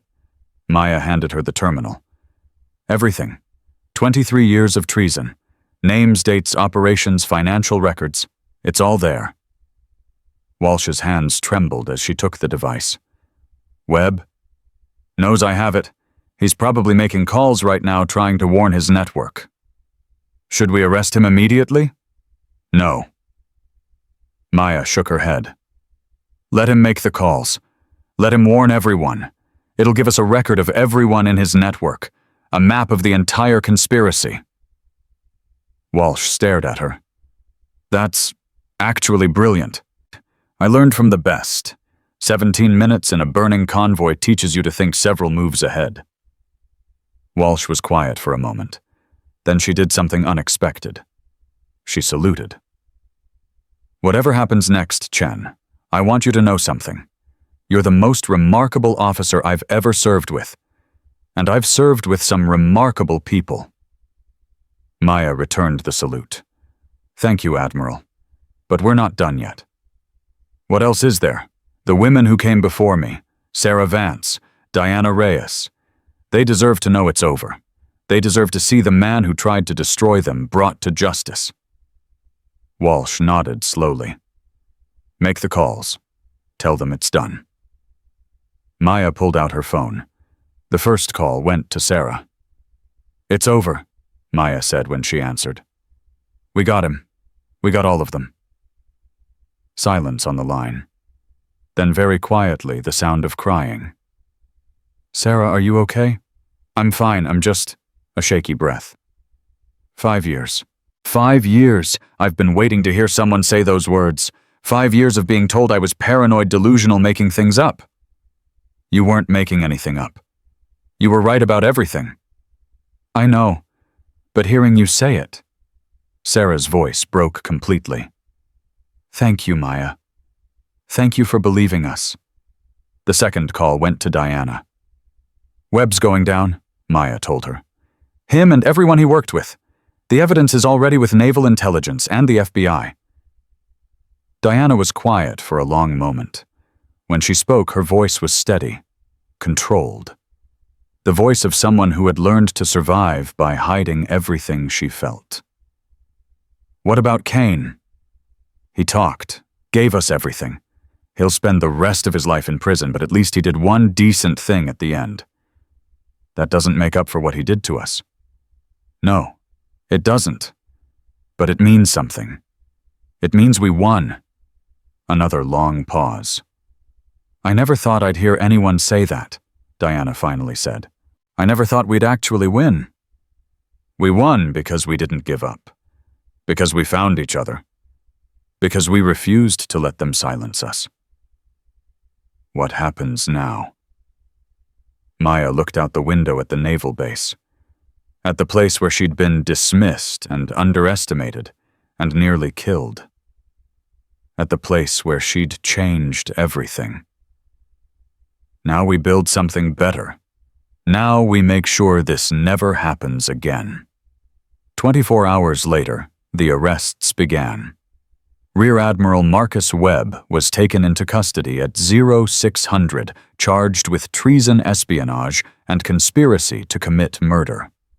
16 other officers across 3 branches of the military were arrested the same day.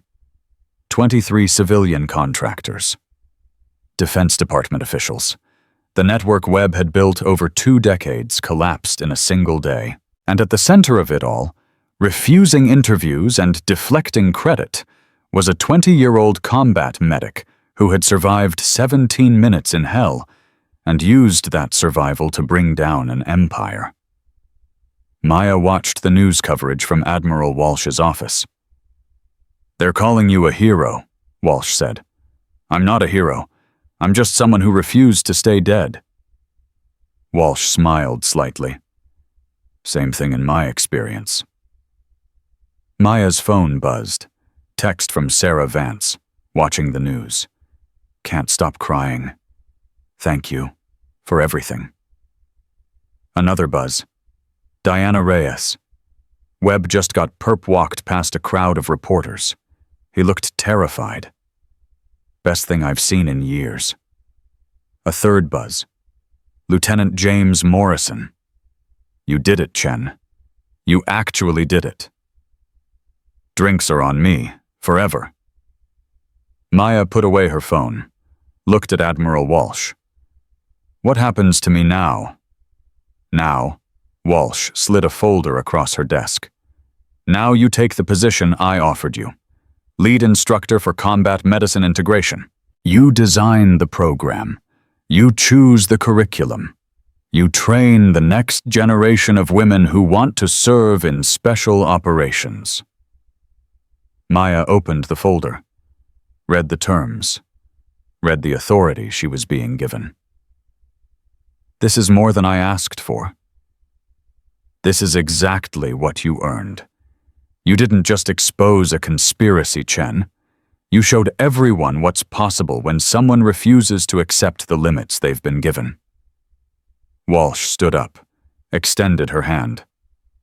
"Welcome to Naval Special Warfare Major Chen. Yes, I said Major. The promotion is effective immediately. You've got work to do." Maya shook her hand. "I know, and I'm ready." She walked out of Walsh's office into a future she'd never dared imagine.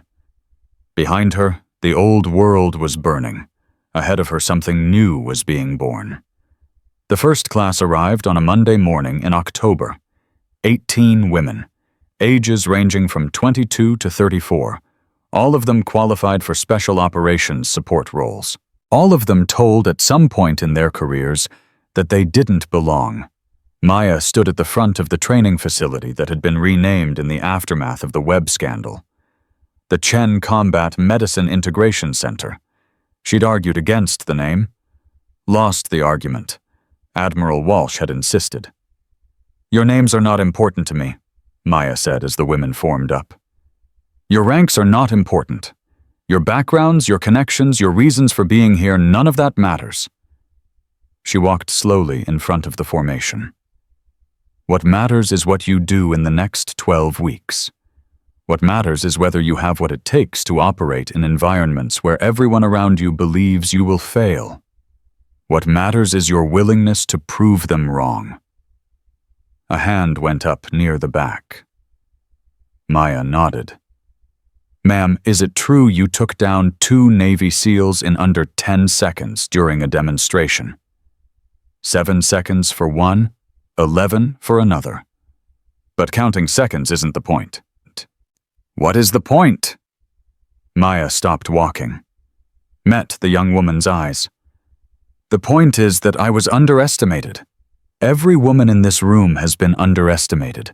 The question is what you do with that underestimation. Do you let it defeat you, or do you use it as a weapon? She resumed her pace. In 12 weeks, you will learn to turn every disadvantage into an advantage. You will learn that size and strength are not the only factors in combat effectiveness. You will learn to survive situations that would break men twice your size. Maya stopped at the end of the line. And some of you will wash out. Not because you're not capable, but because this program will show you things about yourself you're not ready to face. That's not failure. That's information. She turned to face all of them. Any questions before we begin? Silence. Good. Let's get to work. The first week was assessment, physical capabilities, combat instincts, medical knowledge, psychological resilience. Maya needed to know exactly what she was working with before she could design individual training programs. Most of the women performed as expected. Strong in some areas, weak in others. Normal distribution of talent and determination. One woman stood out. Elena Kane, 22 years old, daughter of the man who had nearly killed Maya in Mosul. The same Victor Kane, who was currently awaiting trial for treason and attempted murder. Elena had applied to the program 3 days after her father's arrest. Her application letter was 2 sentences long. I am not my father. Let me prove it. Maya had almost rejected her. Almost decided the risk was too great, the emotional complications too messy. But something in those 2 sentences had stopped her. Now, watching Elena move through the assessment exercises, Maya understood why. Elena Kane was angry. Not the unfocused rage of someone who didn't understand their emotions. This was precision anger. Controlled fury directed at a specific target, the legacy her father had left behind. She attacked every exercise like she was trying to destroy something. And she was good. Very good. Top 3 in physical assessment. Top 5 in combat instincts. Top 2 in psychological resilience. After the first week, Maya called her into the office. You know who I am? Maya said. Yes, ma'am. You know what your father did to me? Yes, ma'am. Why are you here? Elena was quiet for a moment. When she spoke, her voice was steady. Because I spent my whole life believing my father was a hero. I believed the medals, the commendations, the stories he told about the people he saved. And then I found out it was all lies. She met Maya's eyes. I'm here because I want to be something real, something true, something that actually earns respect instead of stealing it. This program isn't going to be easy for you. The other women will find out who your father is. They'll judge you for it. Let them judge. I'll change their minds the same way you changed the minds of those SEALs, by being better than they expect. Maya studied her for a long moment, saw the determination, saw the pain underneath it, saw something that reminded her of herself at 20, hungry to prove something, carrying wounds that hadn't healed yet. All right, Kane. You stay in the program. But understand this, I'm not going to go easy on you because of your father, and I'm not going to go hard on you because of your father. You'll be treated exactly the same as everyone else. That's all I'm asking for. Dismissed. Elena turned to leave. Stopped at the door. Ma'am. What? Thank you. For giving me a chance.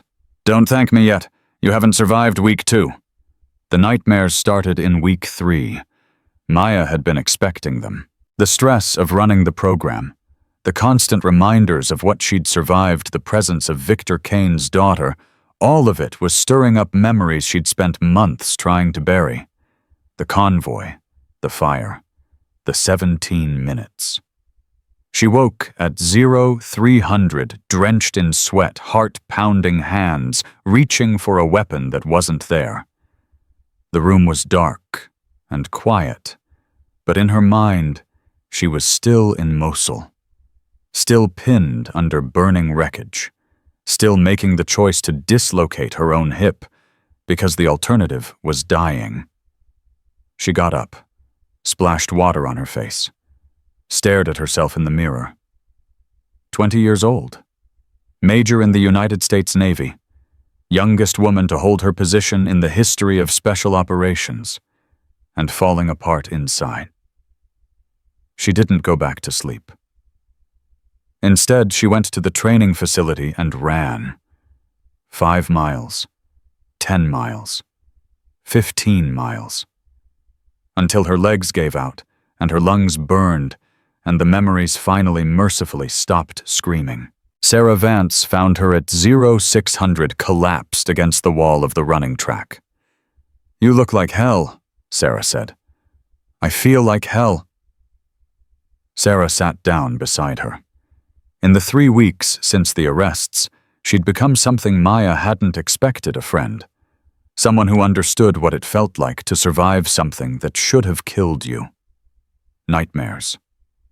"How did you know?" "Because I had them for 3 years after Afghanistan. Still have them sometimes." Sarah handed her a water bottle. "They don't go away. You just learn to live with them." Maya drank. "I thought I was past this. I thought bringing down Webb would fix something." Bringing down Webb fixed the external problem, the internal problem. Sarah shrugged. "That takes longer. That takes work you can't do alone." "I don't have time for therapy. I've got 18 women depending on me." "Those 18 women need you healthy. They need you whole. If you fall apart, what happens to them?" Maya was quiet for a long moment. The sky was lightening. Soon the base would wake up. Soon she'd have to be Major Chen again, confident and unshakable. "I don't know how to ask for help," she finally said. "I've spent my whole life proving I don't need it." "That's not strength. That's stubbornness." Sarah stood up, extended her hand. "Come on. I know a therapist who specializes in combat trauma. She helped me. She can help you." Maya stared at the offered hand. Then she took it. The therapy sessions started in week 4. Dr. Rebecca Torres was a civilian contractor, former Army psychologist specializing in trauma recovery for special operations personnel. She was 53 years old, had seen everything twice, and had absolutely no patience for military posturing. "Tell me about Mosul," she said in their first session. "You've read the reports." "Reports tell me what happened. I want to know what you felt." Maya was silent for a long moment. "I felt angry," she finally said. "When I realized Kane had left me. When I understood I was going to die in that convoy, I wasn't scared. I was furious. Furious at Kane, furious at myself, for trusting the system, for believing that wearing the same uniform meant we were on the same side." "What did you do with that anger?" "I used it. To dislocate my own hip.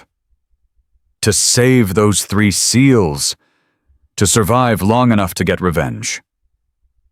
Dr. Torres nodded slowly. "And now that you have your revenge, now that Kane is in prison, and Webb is facing trial, and the whole system you trusted has been exposed." Maya didn't answer. "The anger doesn't go away just because the target is gone," Dr. Torres said gently. It finds new targets. Sometimes the target is yourself. I'm not angry at myself. Are you sure? Because from what I'm hearing, you've spent the last 6 months punishing yourself for trusting people who betrayed you, running yourself into the ground, refusing to ask for help, taking on a program that would overwhelm most officers twice your age. Maya felt something crack inside her, a wall she'd built so carefully it had become invisible. I should have known, she whispered. I should have seen what Cain was, what Webb was. All the signs were there. You were 18 when Cain tried to kill you. You were 20 when you finally got justice. How were you supposed to see what senior officers with decades of experience couldn't see? Because I'm supposed to be better, smarter, more observant. You're supposed to be human, and humans miss things, especially when those things are being hidden by people they trust. The tears came without warning. Maya Chen, who had survived 17 minutes in hell without crying, broke down in a civilian therapist's office over words she'd needed to hear for 6 months. It wasn't your fault, Dr. Torres said. None of it was your fault. Cain made his choices. Webb made his choices. You were a victim who became a survivor, who became a warrior. That's not something to be ashamed of.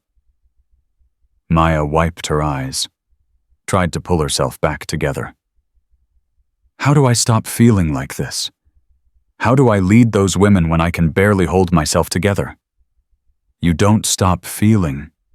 You learn to feel and function at the same time. You learn that vulnerability isn't weakness. You learn that asking for help is the bravest thing a warrior can do. Maya looked at her. And you keep coming to these sessions, twice a week. No excuses. That's an order. Dr. Torres smiled slightly.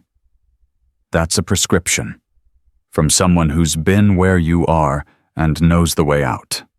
Week 6 brought a crisis Maya hadn't anticipated. Elena Cain's father requested a visitor. Elena was the only family member who hadn't cut ties with him completely. The request went through official channels to Admiral Walsh, who forwarded it to Maya with a simple question. What do you want to do? Maya called Elena into her office. Your father wants to see you. Elena's face went blank. That careful control Maya had noticed in their first meeting deployed like armor. I know. Have you decided what you want to do? I want to tell him to rot in hell. But, Elena was quiet for a long moment. But he's still my father. He's still the man who taught me to ride a bike and helped me with my homework and came to every single one of my school plays. Her voice cracked. How do I reconcile that with what he did? How do I hate the traitor and still love the dad? Maya recognized the pain, understood it in ways she wished she didn't. You don't have to choose, she said. Both things can be true at the same time. He can be a terrible person who did terrible things and also someone you loved. Those truths don't cancel each other out. Then what do I do? Whatever you need to do. If you need to see him, I'll approve the visit. If you need to never see him again, I'll make sure he stops requesting contact. This is your choice, Cain. Not his, not mine. Yours. Elena stood there fighting something internal. Maya waited. I need to see him, Elena finally said. I need to look him in the eye and ask him why. I need to understand how someone I loved could become someone I hate. Do you want me to come with you? Elena's eyes widened. You would do that, after everything he did to you. I would do that because you're one of my trainees, because you're struggling with something impossible, and because sometimes facing monsters is easier when you're not alone. Elena's composure finally broke. Tears streamed down her face as she struggled to speak. "Why are you being so kind to me? I'm his daughter. His blood. Everything he did is not your fault, is not your responsibility, is not your legacy unless you let it be." Maya stood up, walked around the desk, put her hand on Elena's shoulder. "You came to this program to be something different, to be something real. That starts with facing the truth about where you came from and choosing who you want to become." Elena wiped her eyes, straightened her spine. "The visit is scheduled for Saturday. 0900. I'll be there." The prison visit was harder than Maya expected, not because of Victor Kane. He looked smaller than she remembered, weaker. The arrogance that had defined him was gone, replaced by something that might have been regret if Maya was generous enough to believe him capable of it. It was hard because of Elena. She sat across from her father, separated by glass, and years of lies trying to find words for questions that had no good answers. "Why?" Her voice was barely a whisper. "Why did you do it? Was the money worth it? Was the power worth it?" Kane looked at his daughter. For a moment, something human flickered in his eyes. "I told myself it was necessary, that I was doing what needed to be done for the greater good, that the people I sacrificed were acceptable losses in a larger war. The people you sacrificed were women who trusted you." "I know. Maya Chen was 19 years old. She was saving lives while you were running away. She almost died because you decided she wasn't worth protecting." "I know." Kane's voice broke. "I've had a lot of time to think in here, a lot of time to realize what I became." Elena leaned forward. "When did it start? When did you decide that selling out your country was acceptable?" "I don't know. It happened so gradually. Small compromises that led to bigger ones. Each time I told myself it was the last time. Each time I was lying. Did you ever think about me, about Mom, about what this would do to us when it came out?" Kane was silent for a long moment. "I thought I'd never get caught. I thought I was too smart, too careful, too protected. I thought—" He stopped, shook his head. "I thought a lot of things that turned out to be wrong." Elena stood up suddenly. Her chair scraped against the floor. "I came here looking for an explanation, something that would help me understand. But there isn't one, is there? You did what you did because you could. Because you were selfish. Because you stopped caring about anyone except yourself." "Elena, don't. Don't try to make me feel sorry for you. Don't try to explain or justify or apologize. I came here to say goodbye, Dad, because the person I loved died a long time ago. The person sitting in that chair is a stranger." She turned to leave. "Elena, please. Goodbye, Victor." She walked out without looking back. Maya found her in the parking lot, leaning against the car, shaking with suppressed emotion. "Are you okay?" "No." Elena's laugh was bitter. "I'm not okay. I'm probably never going to be okay. But at least I know the truth now. At least I don't have to wonder anymore." That's the first step. Toward what? Toward becoming whoever you want to be. You're not your father, Kane. Today proved that. You had every reason to hate me, to resent the program, to let your anger destroy you. Instead, you're here. You're fighting. You're trying to be better. Elena looked at her. "How do you do it? How do you keep going after everything you've been through?" Maya was quiet for a moment, thinking about the therapy sessions, the nightmares, the moments when giving up seemed so much easier than fighting. "I keep going because there are people who need me to keep going. The women in the program, Sarah and Diana, Lieutenant Morrison." She paused. "You? Me. You're proof that the cycle can be broken, that the sins of the father don't have to become the sins of the child. Every time I look at you, I see what's possible. That matters more than you know. Elena wiped her eyes, straightened her uniform. Then I guess I better not let you down. You won't. Week 8 brought the first real test. A field exercise designed to simulate the conditions of a combat medical emergency. 3 wounded operators. Hostile fire simulated by paintball rounds. Limited supplies. Impossible time constraints. Most of the trainees performed adequately. Some excelled. 2 washed out when the pressure became too much. Elena Kane performed perfectly. Not just adequately. Not just well. Perfectly. She moved through the chaos like she'd been born for it, making decisions in fractions of seconds, prioritizing correctly, saving all 3 simulated casualties while the rest of her team struggled to save 1. Afterward, Maya pulled her aside. That was exceptional work. Thank you, ma'am. Where did you learn to move like that? To think like that? Elena hesitated. Honestly, I've been studying you.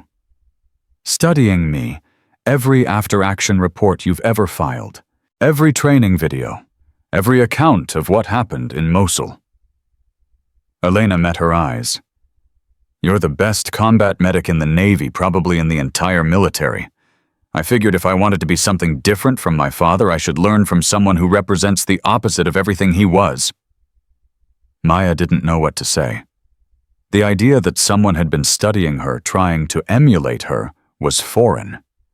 She'd spent so long fighting to be recognized that she hadn't considered what it would mean when that recognition came. You're not me, she finally said. You can't be me. You have to be your own version of excellent.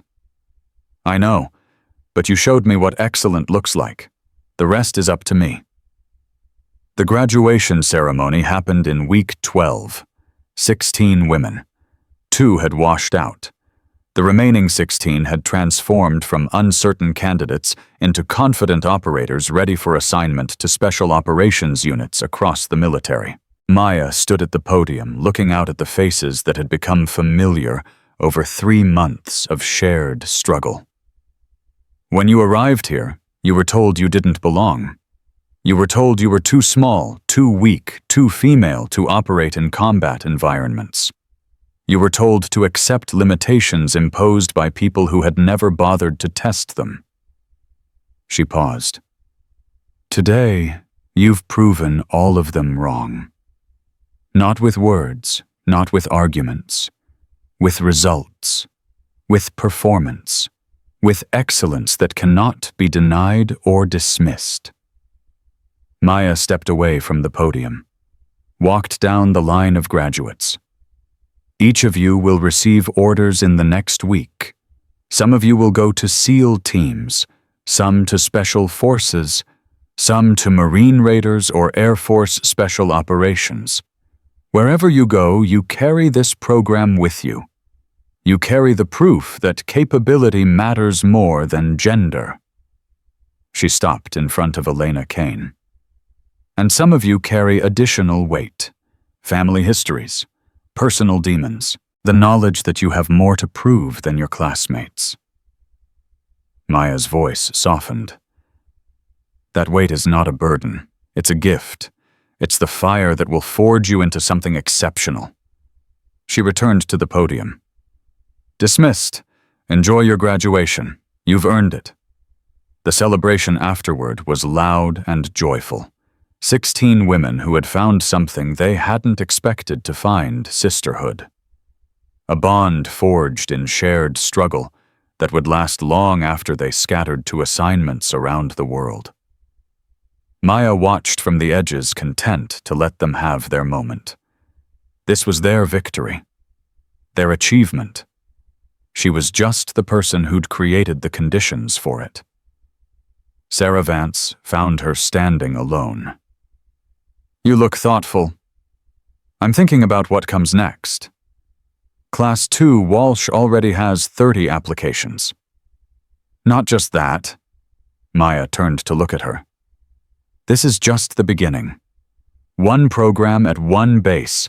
The Navy is enormous. The military is enormous. For every 16 women we graduate, there are thousands more who never get the chance. You can't save everyone, Maya. I know, but I can save more than 16 at a time. I can expand this, take it beyond Coronado, beyond the Navy. Sarah smiled. There's that ambition I remember from the briefing. The woman who took down a rear admiral because he tried to have her killed. That woman was angry. I'm not angry anymore. I'm focused. On what? Maya looked back at the celebrating graduates, at Elena Kane laughing with her classmates, at 16 women who would go on to change the military in ways no one could predict. On building something that lasts, something that outlives me, something that means the next Maya Chen doesn't have to nearly die in a burning convoy to get respect. Sarah nodded slowly. That's a big goal. I've got time. I'm only 20. 20 and a major. 20 and a legend. 20 and the woman who brought down the biggest conspiracy in naval special warfare history. Maya laughed. It felt strange. She hadn't laughed in a long time. When you put it like that, anything seems possible. That's because it is. You proved that. Sarah raised her drink. To the next 20 years. May they be slightly less traumatic than the first 20. Maya touched her glass to Sarah's. I'll drink to that. The party continued late into the night. Maya stayed until the last graduate left, making sure each woman knew how proud she was, how much they'd accomplished, how much they had to offer the world. Then she walked back to her quarters alone. The nightmares would come tonight. They always came after emotional days, but they would be different now. Less consuming, less terrifying. Because she wasn't alone anymore. Because 16 women would carry her legacy forward. Because somewhere in the darkness there was finally impossibly hope. 18 months passed faster than Maya expected. The program expanded beyond Coronado in month 6. Army Special Forces requested a satellite program at Fort Bragg. Marine raiders followed 2 months later. By the 1-year anniversary of the first graduation, the Chen Combat Medicine Integration Program operated at 7 bases across 3 branches of the military. 147 women had graduated. 43 were currently deployed in active combat zones. 11 had already performed life-saving interventions under fire. Maya kept a board in her office with their names. Every graduate, every deployment, every successful mission. It reminded her why she kept fighting on days when the nightmares got bad. The phone call came on a Tuesday morning in March. Major Chen, this is Lieutenant Kane. I'm transmitting from Forward Operating Base, Spearhead, Kandahar Province. Maya's heart stopped for a moment. Elena Kane. Deployed to Afghanistan 3 months ago. First assignment with a SEAL team. The same region where Maya had nearly died 2 years earlier. Kane, are you okay? What's happening? I'm fine, ma'am. Better than fine. Elena's voice crackled through the satellite connection. I just performed my first hot extraction under fire. Tibial plateau fracture, arterial compromise, suspected spinal involvement. Patient is stable and en route to Bagram. Maya closed her eyes, relief flooding through her. Talk me through it. Convoy hit an IED at 0430. 3 casualties. The worst was a staff sergeant with massive lower extremity trauma. I was the only medical personnel on site. What did you do? Everything you taught me. Controlled the bleeding first. Assessed spinal risk. Made the call to move him despite potential spine injury because the arterial damage would kill him faster than any spinal complication. That's a hard call. It was the right call. He coded twice during extraction. I brought him back both times. Elena's voice softened. I kept thinking about Mosul, about what you did for Lieutenant Morrison. I told myself if you could save 3 men while pinned under burning wreckage, I could save 1 man with a full medical kit and helicopter support. Maya felt tears prick her eyes. She blinked them away. I'm proud of you, Kane. More than you know. Thank you, ma'am. For everything. For giving me a chance when everyone else saw my father's name and assumed the worst. For teaching me that what we inherit doesn't define what we become. Static crackled on the line. I have to go. More casualties incoming from a separate incident. But I wanted you to know. I wanted you to hear it from me first. Stay safe, Kane. I will. Kane out. The line went dead. Maya sat alone in her office for a long moment, holding the phone that had just delivered the best news she'd received in 18 months. The cycle was continuing. The legacy was moving forward.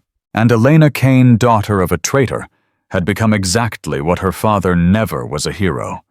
The trial of Rear Admiral Marcus Webb began in April.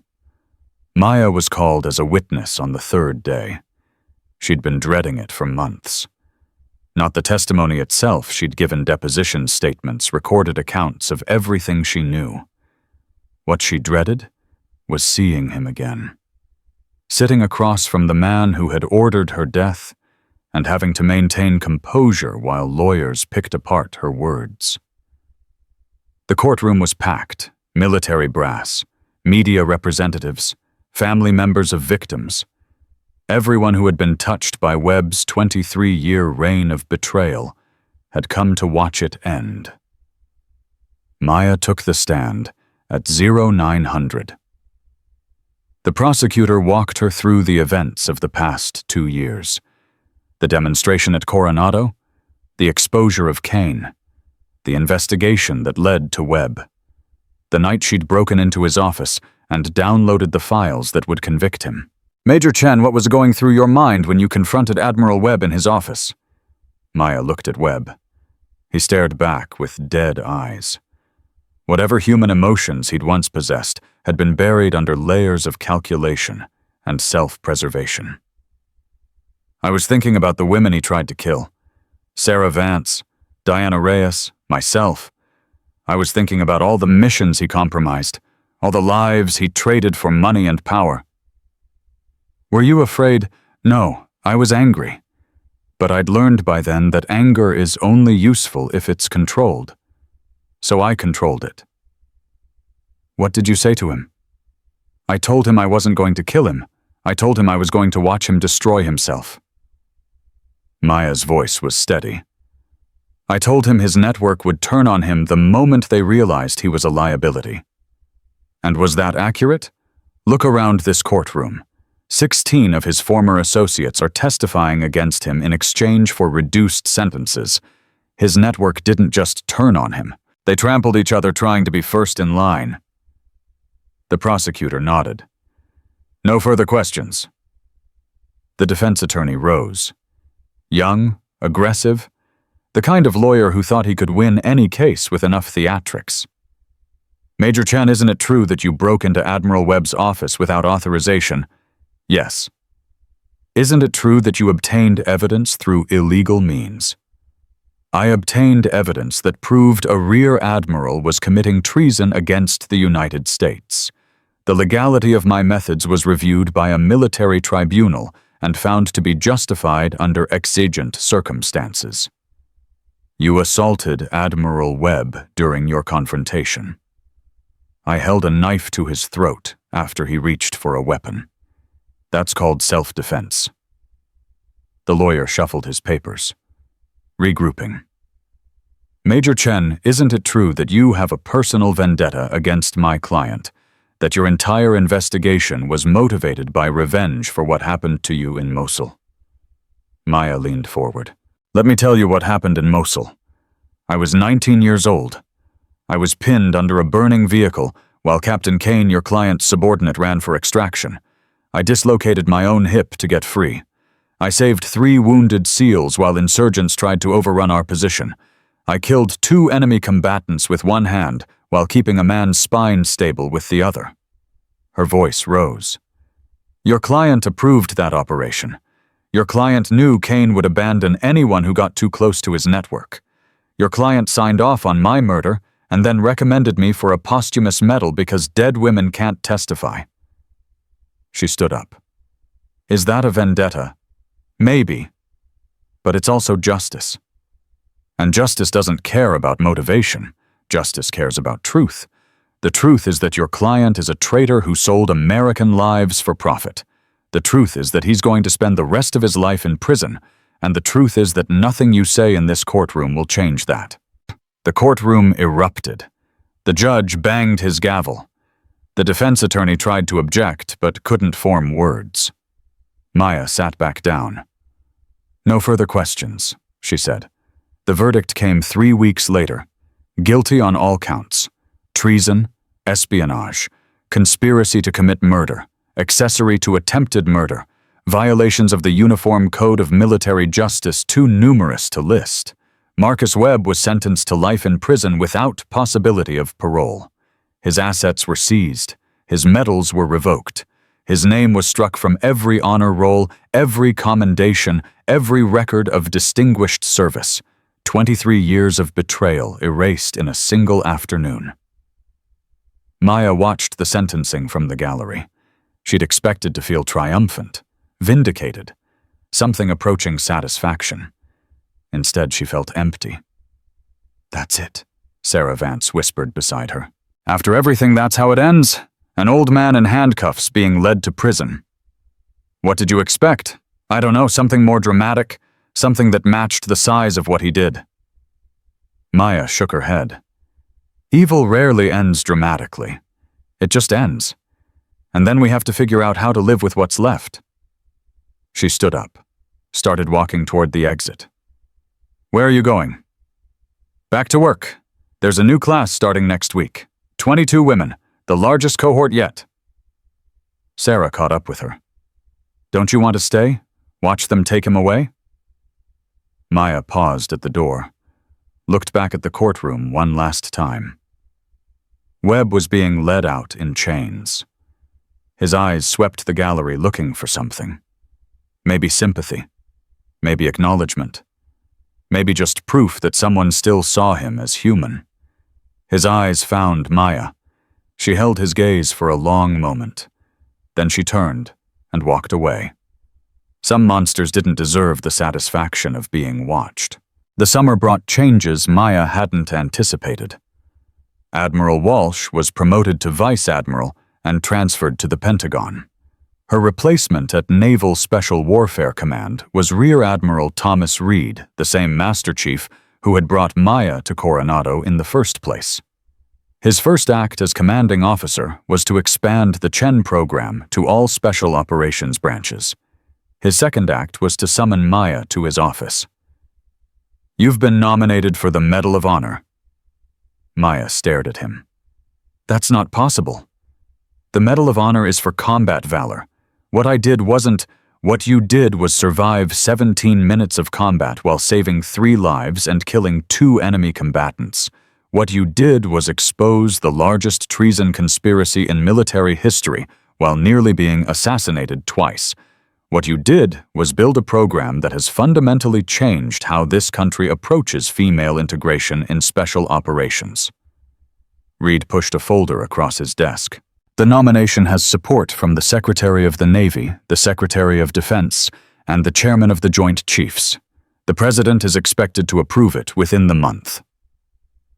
Maya opened the folder, read the citation, read the words that described her actions in Mosul, her confrontation with Kane, her infiltration of Webb's office, her testimony at trial. I don't want a medal. I know.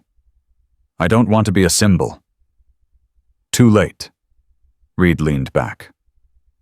You became a symbol the moment you put Holloway on the ground in 7 seconds. You became a symbol when you made Cain confess in front of 200 SEALs. You became a symbol when Elena Cain graduated from your program and became the opposite of everything her father represented. He stood up, walked to the window. Symbols matter, Chen. They show people what's possible.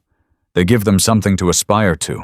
Every woman who joins this program, every girl who reads about what you did, every person who's ever been told they don't belong, they need to see that someone like you exists. Someone who refused to stay dead.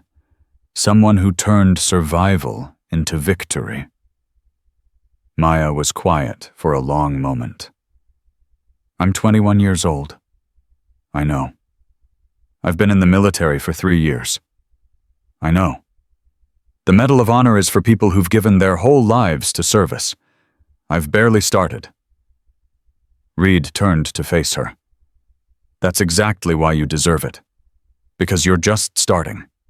Because everything you've accomplished so far is just the beginning. Because the next 50 years of your life are going to change this institution in ways we can't even imagine yet. He walked back to his desk, sat down. Accept the medal, Chen. Not for yourself. For everyone who needs to see that change is possible. Maya looked at the folder, at the citation that described her in words she barely recognized. Can I think about it? You have until Friday.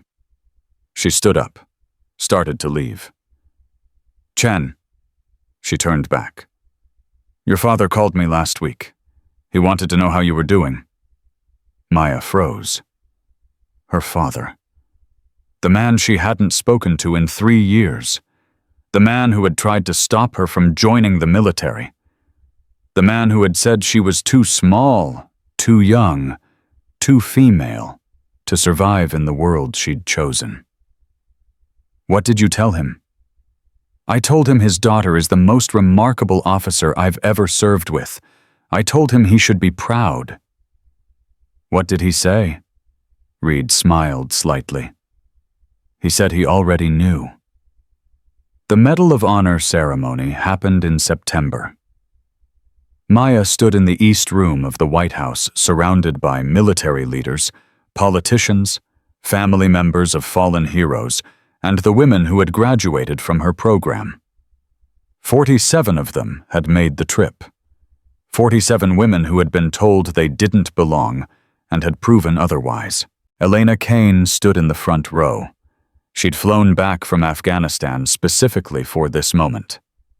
Her face still carried the exhaustion of combat deployment, but her eyes were bright with pride. Sarah Vance and Diana Reyes stood beside her. The 3 women who had nearly been destroyed by Victor Kane and Marcus Webb, together in the most powerful room in the country, watching their friend receive the highest honor the nation could bestow. The president stepped to the podium. We are here today to honor Major Maya Chen for actions above and beyond the call of duty. But before I read the citation, I want to say something personal. He paused.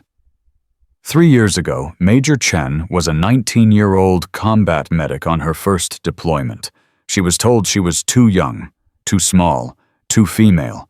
She was told the battlefield was no place for someone like her. The president looked directly at Maya. 3 years later, she has saved more lives than most soldiers save in a full career. She has exposed corruption that threatened the integrity of our entire military. She has built a program that has trained hundreds of women to serve in positions that were closed to them just a generation ago. He picked up the medal.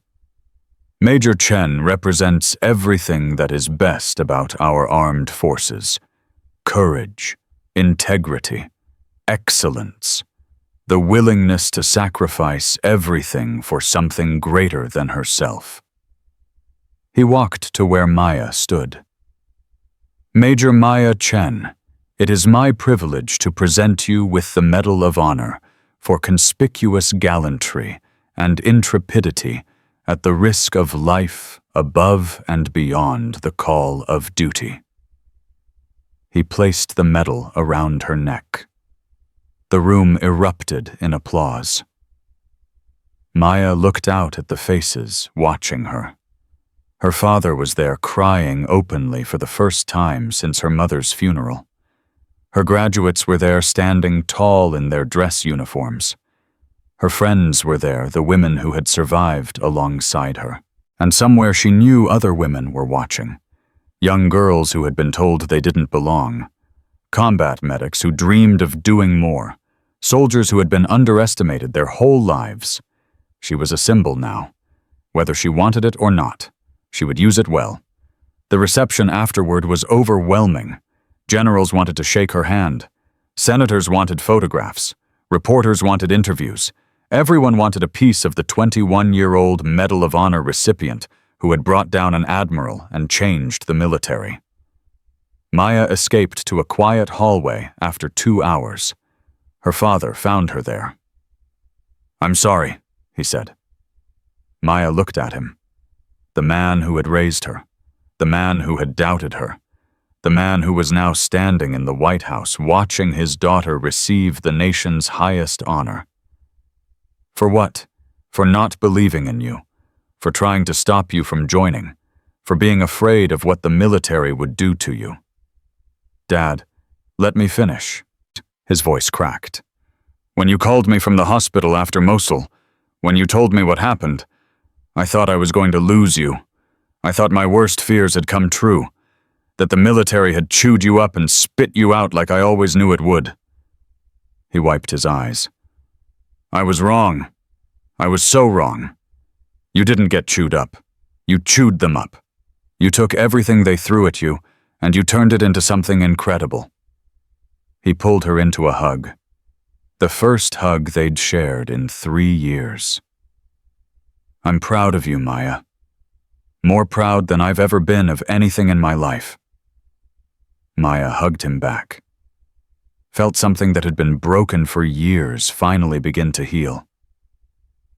"Thanks, Dad. That means everything." The final moment came later that night. Maya returned to her hotel room to find a package waiting. No return address, no card, just a small box wrapped in plain brown paper.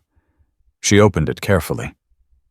Inside was a knife, a Ka-Bar military issue with a handle worn smooth from decades of use. Attached was a note in handwriting she didn't recognize. This knife belonged to Captain Margaret Chen. She carried it through 3 deployments in Vietnam. She was the first female combat medic to serve in direct action operations. She was my grandmother. She died before I was born, but my father kept her knife and told me stories about her courage. Stories about a woman who was told she didn't belong and proved everyone wrong. Stories that sound remarkably like yours. I think she would want you to have this. One pioneer to another, anonymous. Maya stared at the knife. Margaret Chen, a woman who had served 50 years ago, a woman who had faced the same doubts, the same discrimination, the same impossible odds, a woman whose legacy had been lost to history until this moment. She wasn't the first. She was part of a chain, a lineage of women who had refused to accept limitations, who had fought and bled and sometimes died to prove that capability mattered more than gender. And now that chain continued through her, through the women she'd trained, through Elena Kane and Sarah Vance and Diana Reyes, through every woman who would come after them. Legacy wasn't about monuments or medals or ceremonies in the White House. Legacy was about who came next, who carried the torch forward, who refused to let the flame die. Maya held the knife that had belonged to a woman she'd never known. A woman who had probably faced the same midnight doubts, the same crushing pressure, the same moments of wondering if it was worth it. It was worth it. Every scar, every nightmare, every moment of pain and fear and anger. It was all worth it. Because somewhere right now, a young woman was watching the news coverage of the Medal of Honor ceremony. She was seeing a 21-year-old who had been told she didn't belong and had proven everyone wrong. She was thinking, maybe I can do that too. She was thinking maybe the limits they put on me aren't real. She was thinking maybe I'm stronger than they know. Maya set down the knife, walked to the window, looked out at the lights of Washington, D.C., spreading like a galaxy below her. Tomorrow, she would go back to Coronado, back to the program, back to the work that mattered more than any medal or ceremony or moment of recognition. 22 new women would arrive next week. 22 more stories of being underestimated. 22 more chances to prove that strength came in forms the world hadn't learned to recognize yet. The soldiers had mocked her strength. Now 282 SEALs told the story of what happened next. Now 147 women carried her training into combat. Now a Medal of Honor hung around her neck, but the real honor was something no ceremony could capture. The real honor was knowing that she had changed something, moved something, built something that would outlast her. The real honor was knowing that the next Maya Chen wouldn't have to nearly die to be respected, that the path she'd cut through the wilderness would become a road, and the road would become a highway, and someday women would serve in combat without anyone thinking twice about it. That was the legacy. That was the victory. That was the reason for everything. Maya Chen closed her eyes and let herself feel for just a moment something she rarely permitted. Pride. Not in herself, in what she represented, in the women who came before her, in the women who would come after, in the unbroken chain of courage that stretched from Vietnam to Afghanistan to wherever the next battle would be fought. She opened her eyes. She had work to do, and she would never stop doing it. Because this was what she was born for.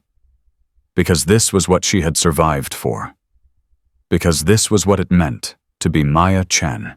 And nothing, not doubt, not discrimination, not death itself would ever make her forget it. The soldiers had mocked her strength. They would never mock anyone like her again.